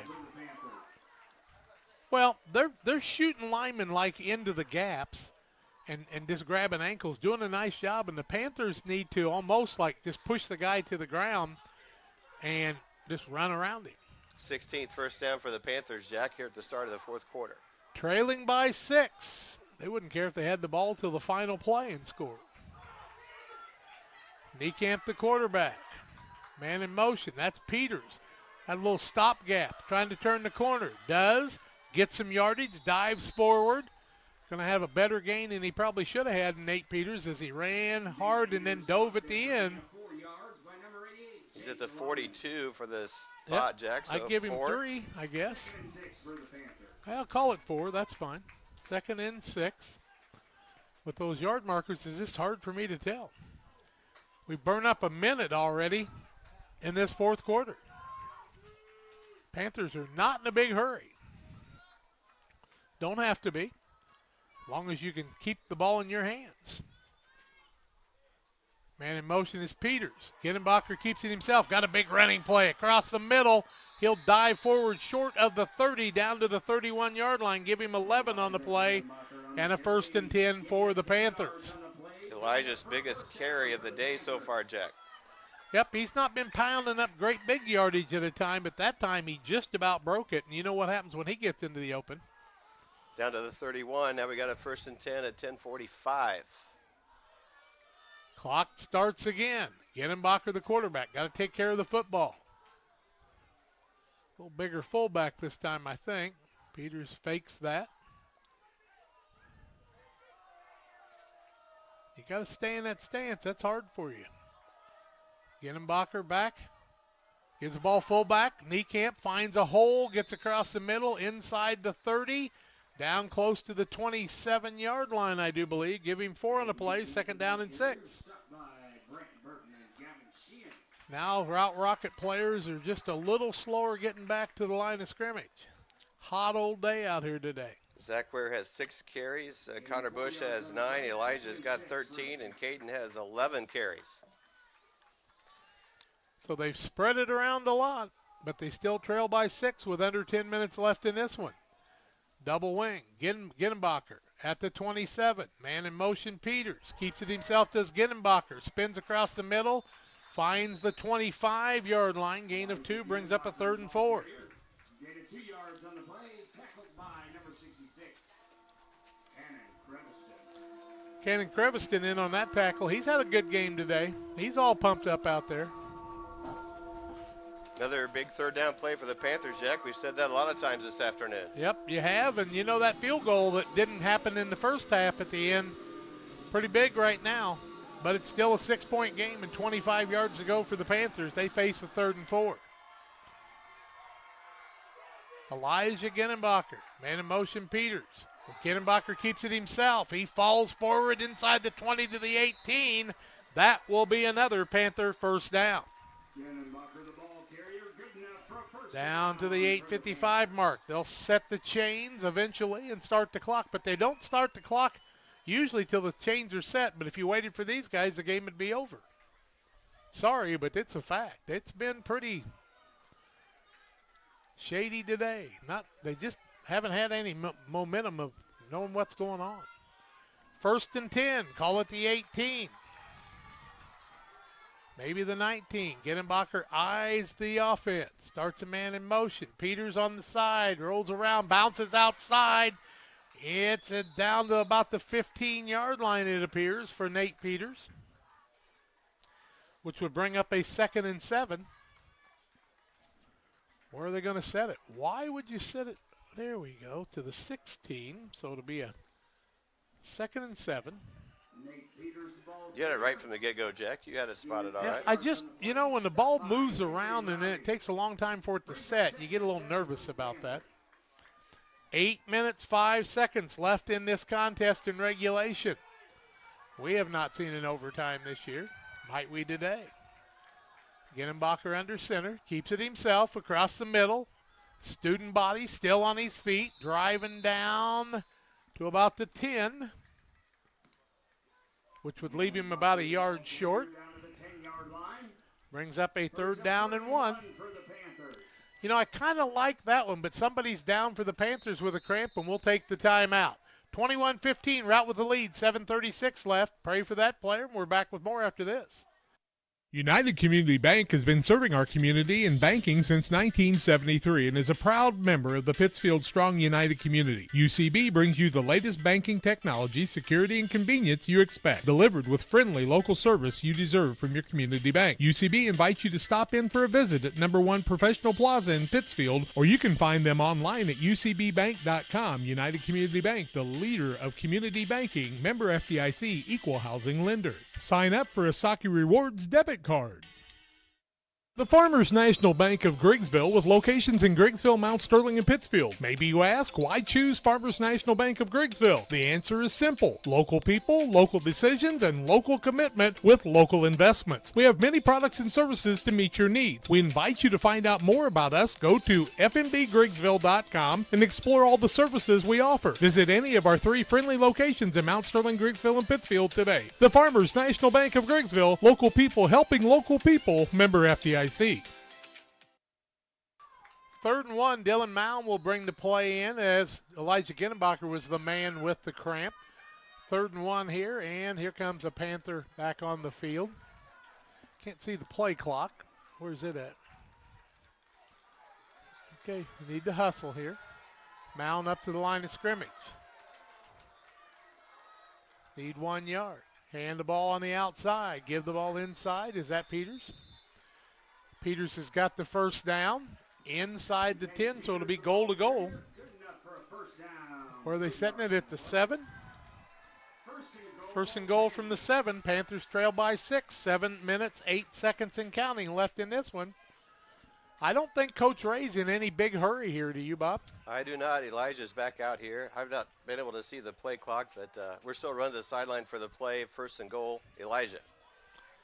Ginenbacher back after the 1-play cramp break. Gives the ball. Peters inside, close to the 3-yard line, maybe the 4. They'll roll off there. Now another cramp. And a timeout on the field. We'll set the ball after we find out who this is. Say a little prayer for the man with the cramp. 21-15. Panthers have the ball inside the 5 when we come back. Beard Implement Company, your local Case IH dealer, proudly serving farmers since 1937. We know how important it is to your operation to keep you running. 4 convenient locations in Ashland, Arnsville, Pittsfield, and Hannibal, Missouri. Beard Implement Company, our people, your advantage. Like a good neighbor, State Farm is there. You've heard that phrase many times. And Rod Prentice in Pittsfield, your State Farm agent, is the guy you can count on to be your friend and neighbor in the insurance business. He has a complete line of insurance available for you from State Farm Insurance. You can reach him at 217-285-6930. Our family trusts Rod Prentice with all of our insurance needs. Stop by their office on Washington Street and see the girls. And Rod Prentice, your State Farm agent, 217-285-6930. Panthers had the ball at the 4-yard line with 6:36 left. They got the ball with 1:51 left in the 3rd on their own 32. Had a couple long downs they had to get first downs on. Were able to do that. And now Ginenbacher and company have worked the ball all the way down to the 4-yard line where they face a 2nd and goal from the 4. Second man for the Panthers to go down with a cramp there, Bob, and that's disheartening for a lot of people. Yeah, 3 plays and 2 people down, but they did bounce up and are coming back. So yeah, you predicted that early on, Jack. Peters will have to be out of the game for a play. Ginenbacher's been in for a couple. Set our backs for us, if you will, Bob. Over 2nd and 4, I see Zach Weir on this side, Connor Bush at the fullback, and Caden Niekamp at the other wing. Yeah. They're playing wishbone. Weir, Bush, and Niekamp. See what the Panthers want to do on a 2nd and 4. Give the ball on the outside. Not going to get into the end zone yet. Down close to the 2. 3rd down and goal from the 2. Was that Weir that time? Or in for 2 yards. So the clock continues to run. We'll be into the high 5s when it is hiked again. 3rd and goal from the 2. Panthers trail 21-15. This touchdown, if they can get it, would tie the game. Nate Peters is back in. Then would you go for 1 or 2, but you got to get it first. Peters in. He'll reset to the right side. Offset I. Ginenbacher, Peters catches the ball into the end zone for the touchdown, and we're tied at 21. Comes at the 5:38 mark of the 4th quarter. The first time we've been tied in the game, and the Panthers will go for their first lead like Calhoun did to them in week 2. Now will they go for 1 or 2, Bob? Marco's out on the field, so I think we're kicking it. Looks like they're going to try for the kick. Peters in for the touchdown to give the Panthers the tie from 2 yards out. Holder is Ginenbacher. Rodriguez needs a good hike from center. Gets it, ball down, kick is up, and it is good. Panthers' first lead of the day, 22-21. 5:38 left in the contest. Exciting action coming your way after these. Are you short on time or budget, but your family is hungry? It's time for the Maya Authentic Mexican Restaurant in Pittsfield. Try the Maya Special, a crowd favorite. Delicious grilled fajitas, steaks, nachos Mexicano, salads in a tortilla bowl, the tastiest salsa and cheese sauce around, and the fastest service anywhere. You can afford it. It's the Maya Mexican Restaurant on Washington Street. Call ahead with your order and you can pick it up in the drive-thru, 217-285-4526. The Maya Restaurant in Pittsfield.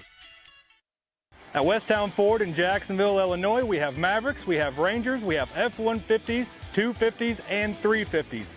If you need help with that perfect look after your purchase, I'm Corey Greinke and I Know Trucks. Come see me at Westtown Ford in Jacksonville, Illinois. 16 plays in a little over 8 minutes, Bob? Yeah, 8:13, and Jack, just looking at my notes, the last time we scored on that Caden Ekamp 6 run was a 15-play, 7-minute, 25-second possession. So 2 scoring drives took about 16 minutes off the clock. That's a quarter and a half. Yep, and there have been 108 plays run in this game. What was the over-under on that, Jack? That's a big number. Yeah, it is a big number. I saw Minden and Carrollton one time run 242. Randy Blake was with me for the first game ever, and he said, they all like this? I got a headache.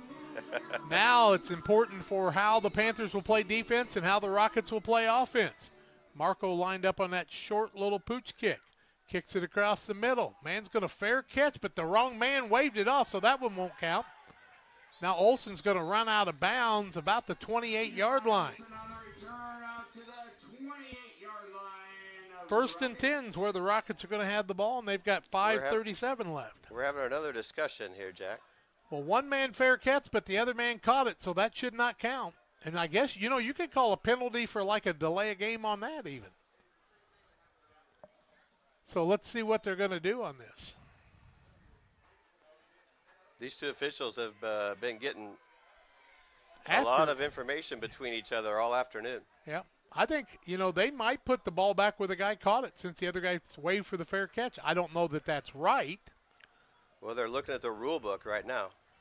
Uh-oh, they got the rule book out. Only 2 of them, though. 5:37 left. We may be here for a while. Hold supper, Kathy. 22-21, Panthers with the lead. Routt with the ball, but it'll depend on where they're going to set it. Looks like now they're going to set it on the 19-yard line, but look at the 10-yard markers. They still haven't figured out they're supposed to be with the box. Now they're coming.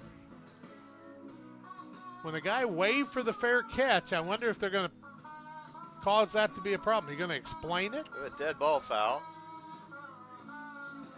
Turn the music off so we can all see what the referee wants to do. We didn't get the signal. We have a dead ball foul, but we don't get a signal to identify what it is. And I'm not sure I would know anyway, Jack. Well, I'm not sure anybody would know at this point, but Brad Dixon's going to get a clarification. I think they're going to put it back where the guy caught the ball. And there's no flag on the field either. And they haven't walked anything off, and the official still has the ball, and the referee comes over from the sideline. Still no flag Yeah, on the but they're field. going to move them back. 5-yard penalty. They're back to the 17-yard line where this drive will start, Jack. So they're back 11 yards on that play, 17-yard line, 1st and 10.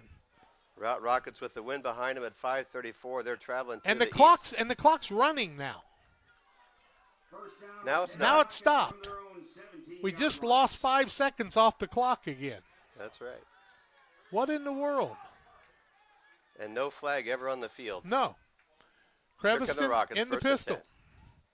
Back to pass is Creviston. Looking across the middle. Run out of the pocket. Throws it up. Ball is overthrown to Olsen. Incomplete. And the Panthers' defense is a little bit tougher right now. Jace Wallace, Nate Peters back on coverage. Good to see Nate.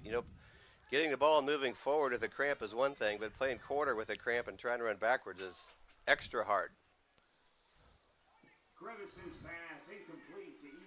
Trying to hit Olsen into the double coverage. The ball will come back. Will they get it back to where it needs to be on the 17? Looks like it. 2nd down and 10. 5:25 as the clock stopped after the incomplete pass. It doesn't always do that here, but it's supposed to. Creviston in the pistol. It's got the ball. Back to pass again. Wanting to unload across the middle. It is incomplete. Intended receiver that time was Samuel Long.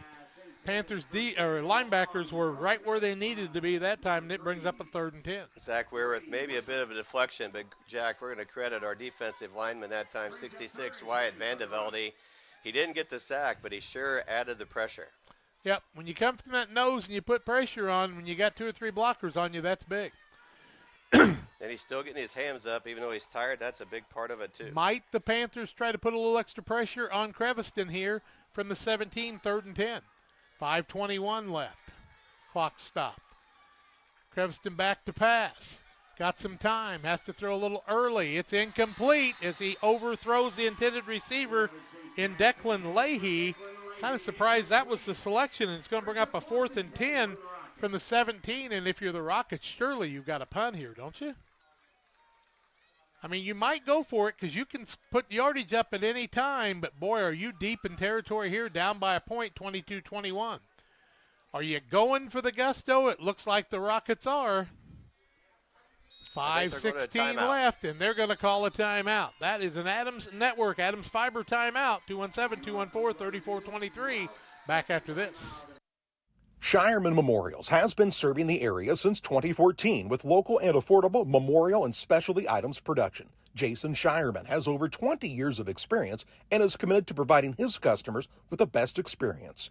With expertise in sandblasting, carving, etching, and design, you will be dealing with someone who has the knowledge and experience to make a memorial your family can be proud of for generations. You'll find Shireman Memorials at 1135 West Washington Street in Pittsfield and online at shiremanmemorials.com.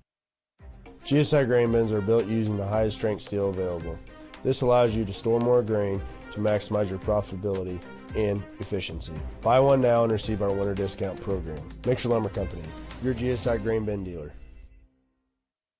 Well, we got a report of a Calhoun defeat today, but I'd like to know if you can verify that with me. Send me a text, 217-473-5151. We're going to go to the WIBC. We do not have a lot of signal here, so if you can verify that Calhoun-Carrollton score, I would appreciate it. Rout's going to go for it, Jack. Kellen Creviston lined up at the 12-yard line to take the snap. Big ball big on the 17, 5:14 left. Routt trying to get right back in this. Back to pass is Creviston. Under pressure, throws it up. Got a man open. That's Olson. Steps out of bounds at the 35-yard line for the first down. Nice route by Olson that time, and a 1st and 10 for the Rockets. What a throw. That's big.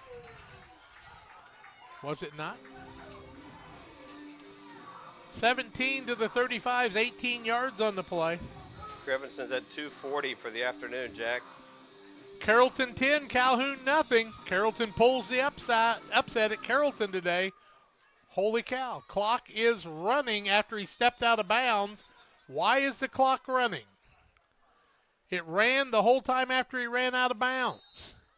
You're going to have to put time back on again. The guy running the clock not paying attention to the signal on the field, apparently. You know, this happened early in the game, Jack, and I think all afternoon the officials have had frustration and it's made it distraction really hard on them to be able to do things. Now they got 12 minutes on the clock.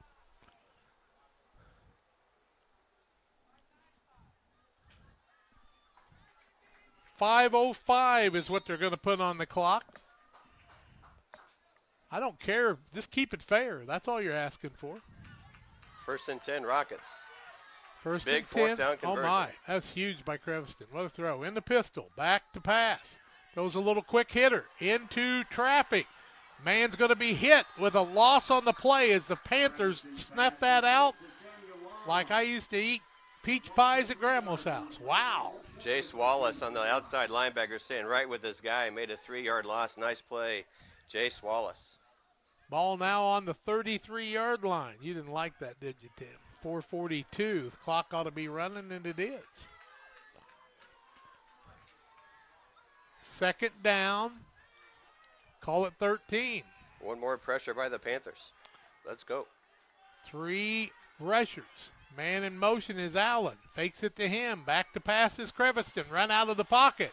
Trying to get it out. He finds a man open, and he's going to make big yardage on the play down to the 47-yard line. That's Leahy. What a job by Leahy down to the 47.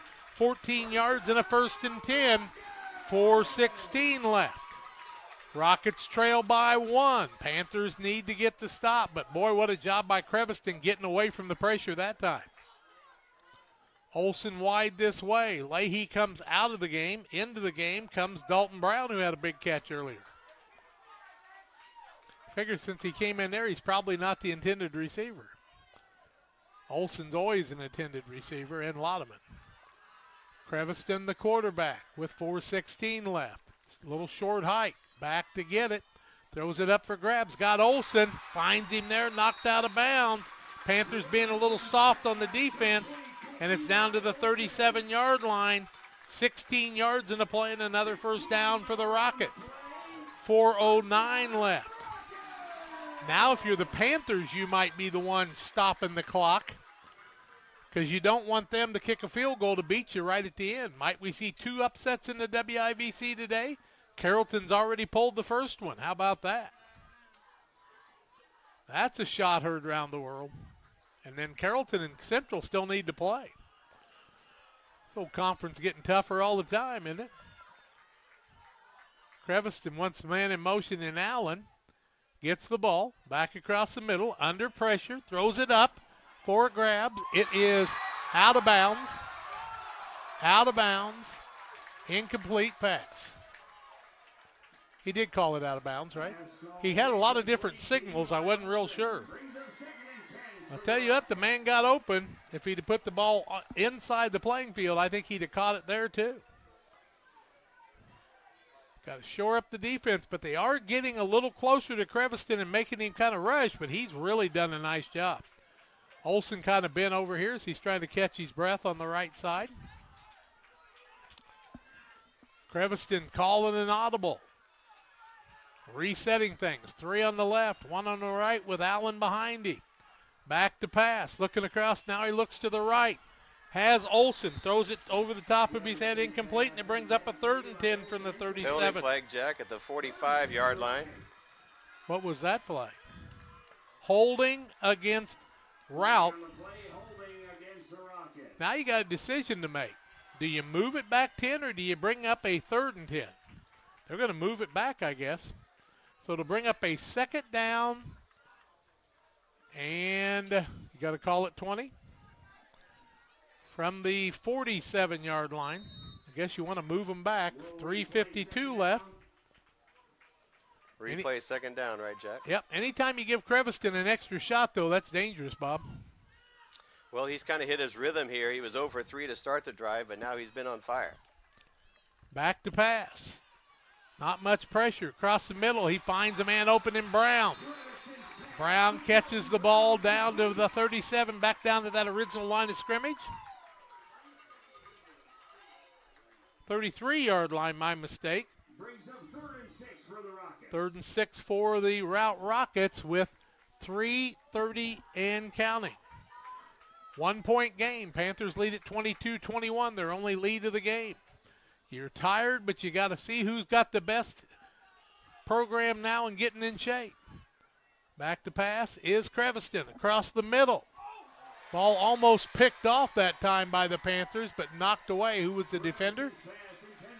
Nate Peters in there, and it'll bring up a 4th and 6 from the 33. Too far for the field goal, I'm going to say.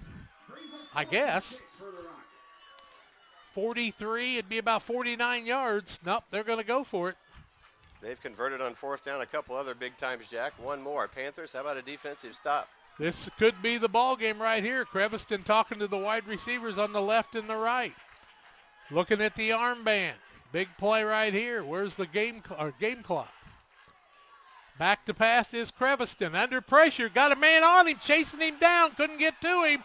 Still on his feet. Running with it. Now he's going to be brought down. And Niekamp runs him down at the 46-yard line. Creviston down. Niekamp down. And they'll both get up, but I think Niekamp will be the happier party on that. And the Panthers will take over on downs at their own 46. 1st and 10. The All-Stater, Caden Niekamp, runs him down, put it at the 45, and where did he come from? Well, Jack, we have to credit pressure from a lot of the defensive Panthers. Elijah Ginnebacher blitzed, took 3 blockers to stop him.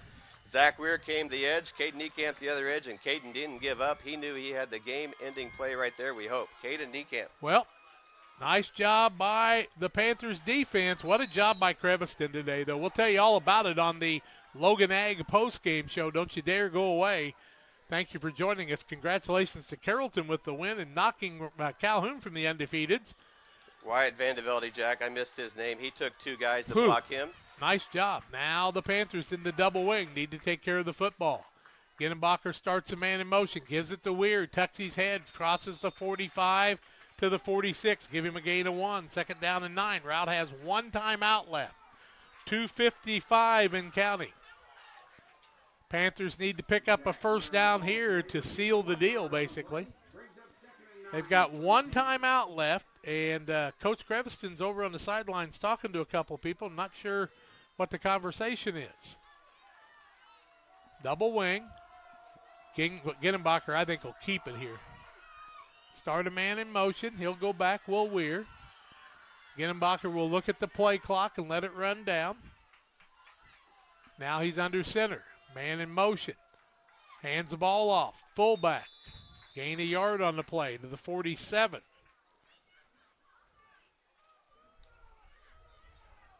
Third and 8. Big Connor play Bush, 1 right yard here. carry. 2:05 and counting. We'll be down to about the 145 mark, I do believe. What's the play clock look like? 25, I do believe. Yep. I would say if there's a stop on this play, there'll be a Routt Rocket timeout, Jack. Oh, They'll my, have to wouldn't stop the you? clock. If you're the Rockets and you can get this stop and they're calling for defense, we're going to be down at the 140 mark, and then maybe the Panthers will call a timeout when the clock runs down here. I think that's what you're going to see. So. Remember early in the game, Jack, where he ran that funny play to the far side and Routt burned a timeout? That's hard here. 1:33 left, and it's an Adams Fiber timeout. A quick 30. We're back to wrap this one up after these. In high school athletics, winning and losing is a part of the experience. Sportsmanship should also be part of the game at all times. That's why Farm and Home Supply and Refreshment Services Pepsi are teaming up to recognize the good sport of the week. Nominations for the weekly award can be made by messaging the Central Illinois Sports Facebook page. Help us recognize the good things about sports. Weekly winners will receive a $25 gift card to Farm and Home Supply. Again, send your nominations to the Central Illinois Sports Facebook page today. How many times have we had a big play and one of the two teams has converted or been held on it? Right now, it is a 3rd and 8 for the Panthers, and they had the ball on the 47-yard line of Camp Point Central with 1:33 left. The Panthers burned a timeout. Rout's got 1 timeout left, and if they can hold them here, I think they would probably take it here. An assistant coach now complaining to the referee. That's never good, Jack. No, you don't want assistants out on the field. That's always a bad thing. Routt has a timeout left. Panthers here need a strong 8 yards. They need to get the ball to the Routt 45-yard line. What are you going to do in this situation? Who's in the fullback position? That's my first question. Connor Bush. Might Ginnebacher be the guy? Zach Weir on this side. See what the Panthers have up their sleeve. Ginnebacher man in motion. Back, Ginnebacher, stop. He's going to be stopped after a no gain. In fact, he'll lose a yard. Back to the 46. 4th down and a strong 9 for the Panthers. Now, the thing you got to understand is Rout's got no timeouts left. So if the Panthers would try a play here, the clock would stop on the change of possession. So you don't want to do that. On the other side, you've got to look at the Panthers with 2 timeouts, but with Creviston, anything's possible. We did see Kellen Creviston and Olsen down here on the sidelines exchanging words after that last series. And when you need that big play, you need continuity. And hopefully they've got that straightened out between the two of them. I know Coach Creviston had to go over and kind of break it up. But a 4th down and 9 for the Panthers, 1:27 left, 22-21 is the score. Elijah's in punt formation, Jack. I think they've decided the probabilities Yeah. are better to have Routt with the ball at the 20 or so instead of maybe the 50. Now, here's the thing. You don't want to, if you're Routt, you don't want to just vacate the line of scrimmage and go back for the return, because that's when that big boy could tuck the ball and beat one guy and make it. You need a good hike from center right off the bat, and he's had one bad one today. Very important right here. It's a good one. Ball is partially blocked, I do believe. Was it not? Looked like it was partially blocked, and Rout's going to have very good field position on the 35-yard line, 1st and 10. I think the guy got a hand on it. Hard to tell that time. 126. Rockets have no timeouts. Panthers have 2. How about that? That punt took 1 second. From 127 to 126. Interesting. Anything's possible. Do the Panthers have another big play, or do the Rockets have the big play? You can play prevent, but you got to be careful because the Rockets run well with the ball after the catch. Creviston in the pistol. Coach Creviston calls the play to his son. His other son is a center. He's got more sons than that. From the 35, back to pass is Creviston. Looks across the middle, finds a man in Olsen. He'll catch the ball, and the clock will continue to run. Well, we got a dispute here. We have one official, said no catch. One says yes. Stop the clock. The referee, Mr. Leishman, said that was not a catch. 1:16 left.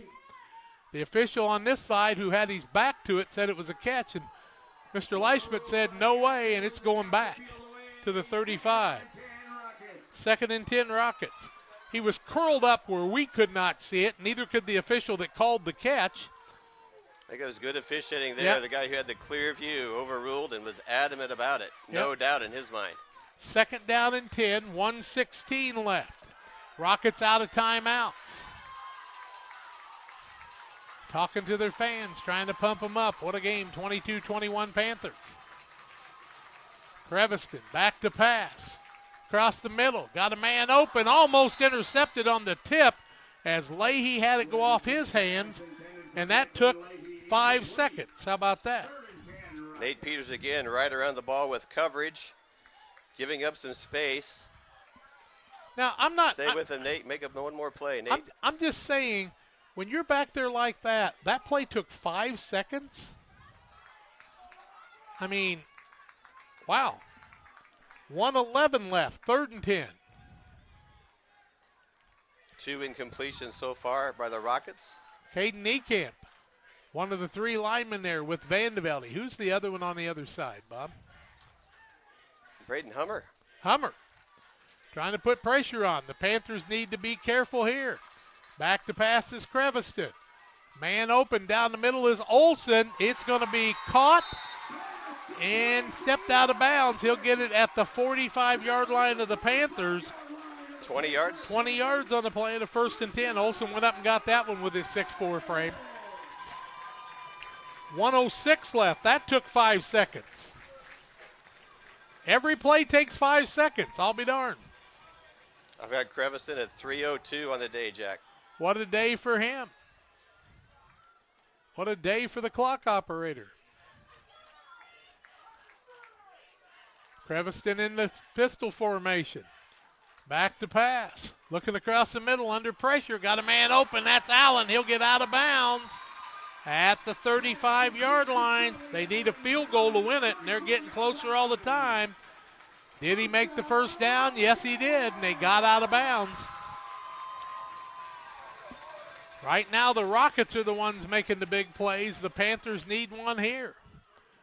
When you thought you made the biggest play of the day, here comes another opportunity.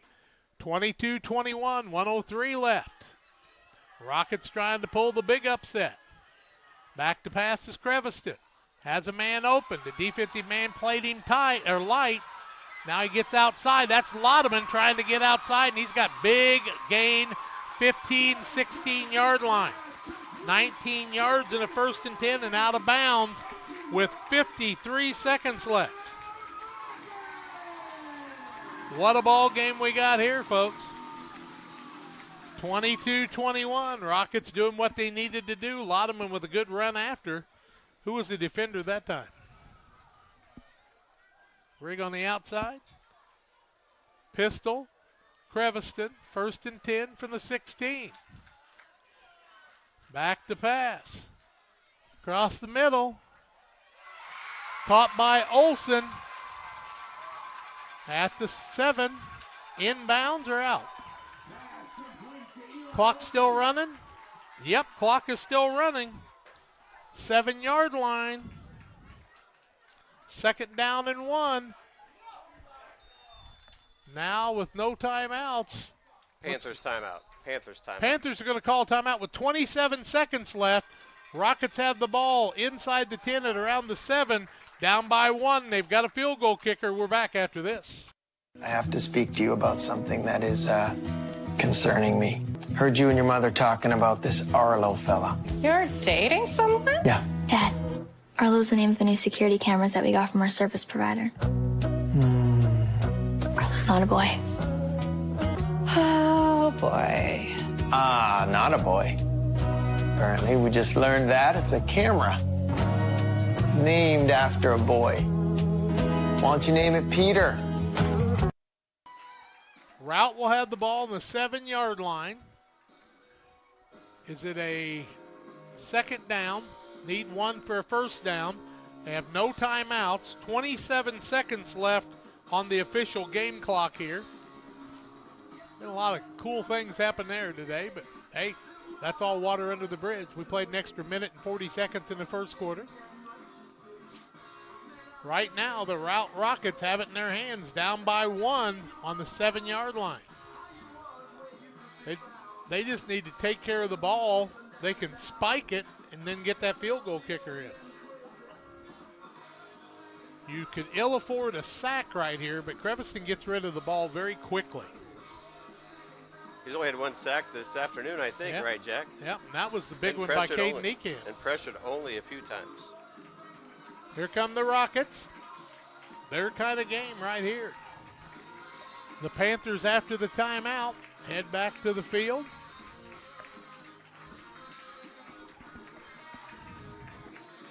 Now I'll have to watch it on the screen, I think. Tight box here.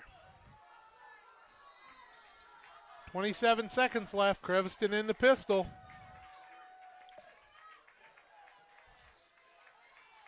The hike from center. They give it to Allen across the middle. He's going to be taken down with no timeouts left. 20, 19, 18, 17, 16, 15. We're down to 13, 12, 11. Now they'll spike the ball to stop the clock with 11 seconds left. And where is the ball? Here comes, is it Brogdon? 4th down play, right, Jack? We're at 4th down. 4th down. After the spike. But where is the ball going to be spotted? At the 15, they're going to put it down. They're going to hold the ball at the 15.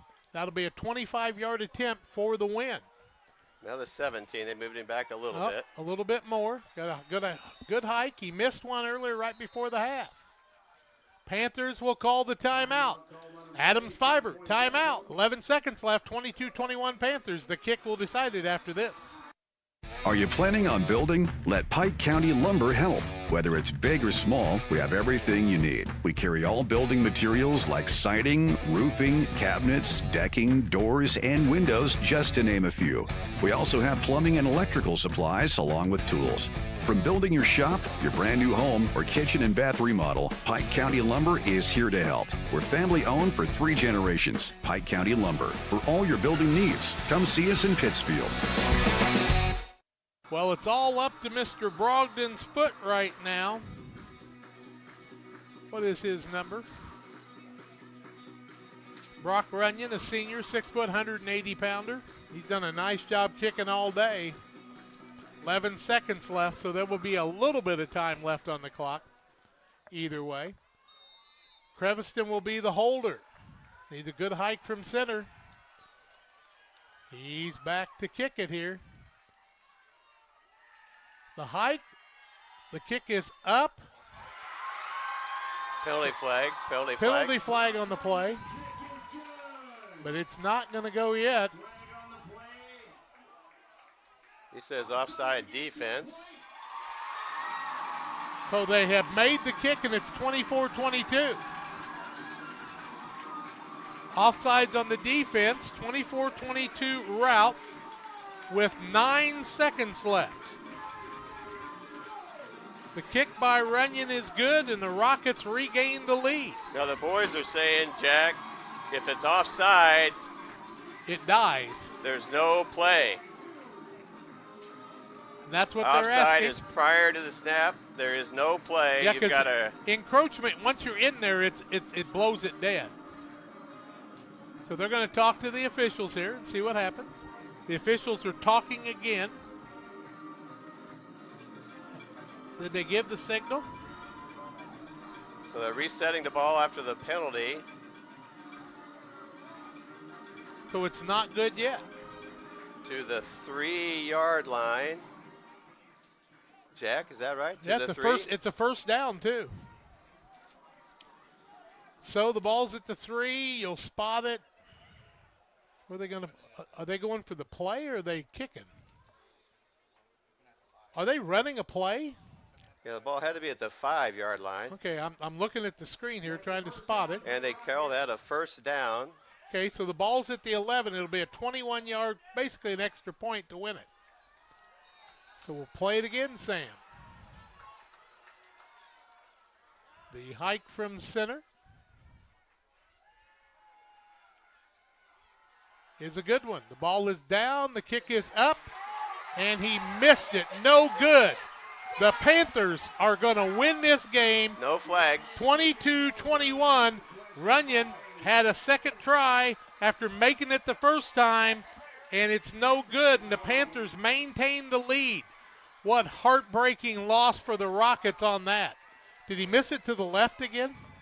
Miss it to the left like he did right before the half. And maybe the Panthers got a hand on it, but we have no replays today because of the poor internet. Jack, I'm thankful our coaches know the rules. Came out and questioned it, and the officials paid attention to them. And know the rules with some authority, I think, because it's hard for an official to change his mind about something, but they did it there.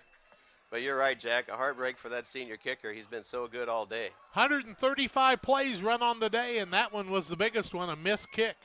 Now the Panthers can take a knee and win the ball game, right? His second time he's missed that after he made one on the penalty, but they made him kick it again. Now they're going to put the ball in the 3 or 5. At the 10 is where the ball is, Jack. That's where they kicked it. I would have thought you put it to 20 when he missed it because I think that's the rule, actually. Missed kick, I think you go back to the 20. Brad's asking again. You go to the 20. That's where you go after the missed kick. Put the ball on the 20-yard line. Out towards the west. You should move the ball to the 20. It's a missed kick in high school football. Ball should come out to the 20-yard line, and I'm just sure that that's right. Didn't we snap it from the 5? We snapped it from the 5. I know, but why the 10 is my question. We snapped it from the 5. Yeah, none of that Now we go to the 20. Yeah, now it comes to the 20 where it belongs. And a little more space for the Panthers to take this one snap and knee, Jack. 6 seconds left. Niekamp will take the hike, take the knee. The clock will run out. And somehow the Camp Point Central Panthers have won this game 22-21. What a ball game on Central Illinois Sports. The upset is diverted by the Panthers. The Rockets played their hearts out. We're back to wrap it up on the Logan Agri Service post-game show. Back with more after these. At Logan Agri-Service, we believe that every seed holds the promise of a thriving future. Our commitment to quality and excellence is as strong as the roots we help you grow. With decades of experience, our dedicated team understands your unique needs. From cover crops to premium seeds, we have it all. But it's not just about products, it's about partnership. We're not just sellers, we're your allies in growth, your consultants in success. Press Yours On You would like to wish all the area teams the best of luck this season. If you are looking to get team shirts or spirit wear for yourself, remember Press Yours On You. We have over 1,400 square feet of retail space, so pop in and see what we have to offer. Decoration methods we offer include screen printing, embroidery, laser engraving, and banners. The Walker family has proudly owned and operated Press Yours On You for over 18 years. Being a small-town business, our goal is customer satisfaction. We would like to thank everyone who has supported us. As always, thank you for supporting local. You've tried it, I've tried it, everyone needs to try it. Sugar and Smoke, 1258 West Washington in Pittsfield. Open Wednesday through Saturday at 11 a.m. Here's what others are saying. This place is fantastic in every way. Pulled pork, pulled chicken, brisket, ribs on the weekends, the best green beans, appetizers, nachos, pony shoes, pork burgers, celebrating 1 year in business. Sugar and Smoke, it's time to eat. Yum! 217-922-0067.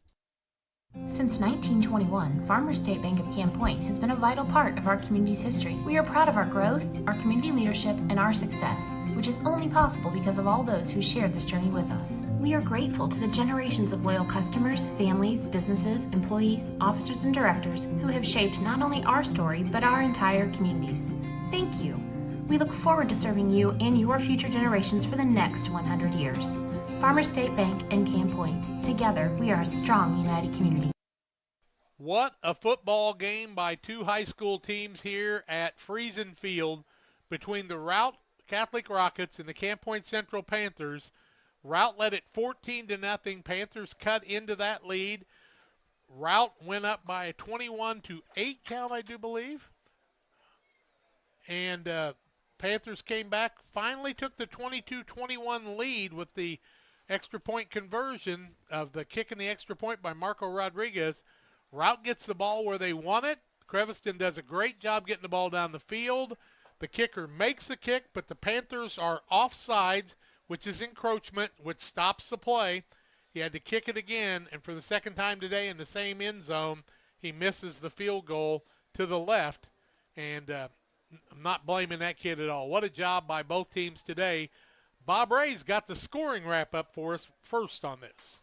Jack, you're right. A tight ball game all afternoon. It started in the first quarter. Kellen Creviston, big play, 53-yard pass to Jace Louderman. Kicked by Runyon, and at the 4:10 mark, Routt was up 7-0. At 9:41 of the second quarter, a long drive by the Rockets, culminated by Kellen Creviston, 1-yard run. Another Runyon kick made it 14-0 for the Rockets. Panthers get on the scoreboard in the very next play after the kickoff. Zach Weir with an 80-yard run, one-play score for the Panthers. Nate Peters' run for the two-point conversion. And at the time, Jack, we said that was a big two-pointer, and no doubt it certainly was. That made it 14-8. At 8:11 of the second quarter, another Kellen Creviston pass to Charlie Allen for 36 yards, and another Runyon kick put the Rockets up 21-8. Panthers come back with 43 seconds remaining as they tried to run that clock down to 0 before halftime. Caden Niekamp, a 6-yard run, culminated a 15-play, 7-minute, 25-second drive. Marco Rodriguez comes on for the kick. And then the final score of the ballgame, Jack, at 5:38, Nate Peters, a 2-yard run. Another 16-play, 8-minute, 13-second drive for the Panthers. Another Marco Rodriguez kick, 22 points for the Panthers, 21 for the Rockets. And, Jack, what I see is the Routt kicker made 3 extra points to make that ball game as tight as it was. And Marco made 2. And I still say in WIBC, 5 extra point kicks is unusual, but a big part of the day. And both teams trying field goals. Routt won a game over Beardstown over at IC a few years ago in one of those field goals. But a great game by the Rockets, great game plan. Their defense really played as hard as they could play. The Panthers were resilient. They bent and they bent. They've still got a Carrollton team in 2 weeks to play who beat Calhoun 10-0. They play Triopia next week at home, and then Carrollton at home. Finish up with West Central. This old conference is a long way from over in a lot of ways on both sides. And with the upset today by Carrollton, who knows what might happen next. Bob, how about some individual stats on the Logan Agri-Service postgame show with locations in Griggsville and Winchester, Illinois, Knox City and Paris, Missouri, 217-833-2375. It's the Logan way, the family way. They'll take care of your family. Bob? And, Jack, we know the sting of a missed field goal. That was evident for us in our Calhoun contest, too. Here's the Routt Rocket statistics. Rushing for the Rockets, Charlie Allen, 6 carries. I had him just for 1 yard, some plus, some minus. Kellen Crevinson, of course, the quarterback, has a few carries and a couple sacks, 7 carries for 4 yards. The event of the day, though, is Kellen Crevinson through the air. I have 23 completions on 40 attempts, 340 yards for a high school quarterback. That's a big number, Jack. Total 13 carries for 5 yards for the Rockets, 345 yards of offense. Samuel Long with 54 yards receiving. Eli Olson, the most catches with 8 and 86. Charlie Allen, 2 catches and 96, including a touchdown. Dalton Braun, 2 catches for 31. Declan Laley, 1 catch for 14. And Jace Louderman, the leading receiver in yardage, 5 catches for 94 yards, including a long touchdown pass. Rockets have 8 penalties for a total of 48 yards. Camp Point Central offense just flipped the page differently this time, Jack. I've only got 2 pass completions on 3 attempts for a total of 45 yards. Tate Eichen, Jack, with probably one of the biggest plays early in the contest on a 16-yard 4th down reception. Nate Peters. From Curtis Rigg. From Curtis Rigg, yeah. Thank you, yes. And Nate Peters, a 29-yard, again, 3rd or 4th down conversion by Nate Peters. One of those completions by Elijah for 29 and Curtis Rigg on the halfback pass for 16. Rushing carries, Curtis Rigg had 4 for 17. Zach Weir, 8 carries for 92, including that 80-yard touchdown run. Nate Peters, good to see Nate back, made some great plays all day long, 8 carries for 28. Connor Bush took most of the fullback duties, 10 carries for 24. Elijah Ginnebacher, leading carrier, 17 rushes for 51 yards. And Caden Niekamp, also 11 carries for 53. 58 carries for the Panthers at 265 yards, 45 yards passing, 310 total yards of offense for the Panthers, 340 for the Rockets. Well, I don't have the Rockets scheduled for the rest of the season because I'm trying to pull it up, and the internet here is pretty atrocious. First thing I want to say is congratulations to the Routt Catholic Rocket family for the texture of this field, the way they've gotten this stadium ready.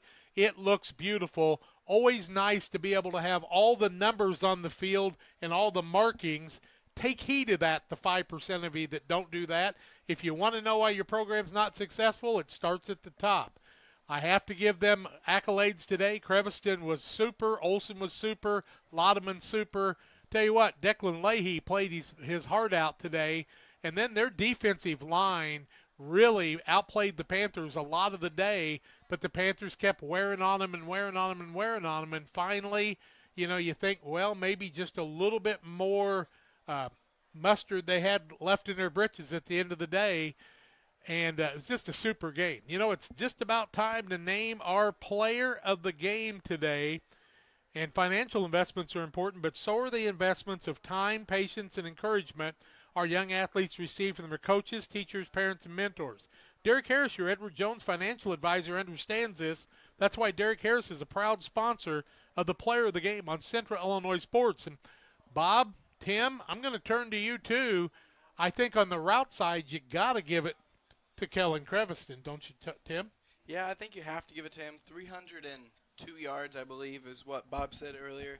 And he kind of carried the offense down the field and made sure that he threw it to the right guys at the right time. Got him all the way down to the 7-yard line where they were about to kick, and then, just whatever, amped up. It's the end of the game. Emotions are high. One missed kick is not going to end your season. So big for Routt. Routt has to play Brown County next week, Greenfield at home in a couple of weeks, and then they finish with Carrollton. That's a pretty good load yet. They're 4-2 on the season. Brown County needs that win to be able to make the playoffs too. So next week at Brown County, Steve Serrato will have that on BC Hornet Sports. The Camp Point Central Panthers will play Triopia next week at home. We'll be there for that on Central Illinois Sports. Then the next week, it'll be Carrollton, I do believe, visiting Camp Point Central. And at the end of the season, West Central at Winchester, and we'll be there. to bring you all the action. But how about on the Camp Point Central side? Who do we think we want to name as the player of the game? Well, Jack, I'm gonna nominate Zach Weir. We were just not navigating the field at all, and then Zach broke that 80-yard run. He made 2 guys miss. He knocked one more over, and then he outran 2 others, and that put us on the scoreboard for the first time and gave us a little breath to move the rest of the contest momentum our way. And Zach was very busy. He pressured the Kellen Crevinson for the very important sack on the next to last possession, and he was covering those backs as receivers all afternoon. A couple deflections and a couple tackles, so all around good play by Zach Weir, including the electric 80-yard run. One of our players of the game, Tim. And I think another player of the game, you got to kind of just give it to the Panther defensive line, because they took on blockers that led to, like, especially Wyatt Vandevelde. He took on a lot of blockers and was able to make sure that the linebackers and what is his name? Can't think of it. Caden Niekamp. There we go. Make sure they get to the quarterback and get those sacks. He took on a lot of blocks. Caden Niekamp also had a big sack there that we thought was ending the game, but Routt wasn't done yet. But I agree. Wyatt Vandevelde, what a job by him. You talked about the young man that was playing on the other side. Braden Hummer. Yeah, Braden Hummer. Good job by all them two. Both teams played their hearts out today. Folks, you got your money's worth. Don't ask for any back.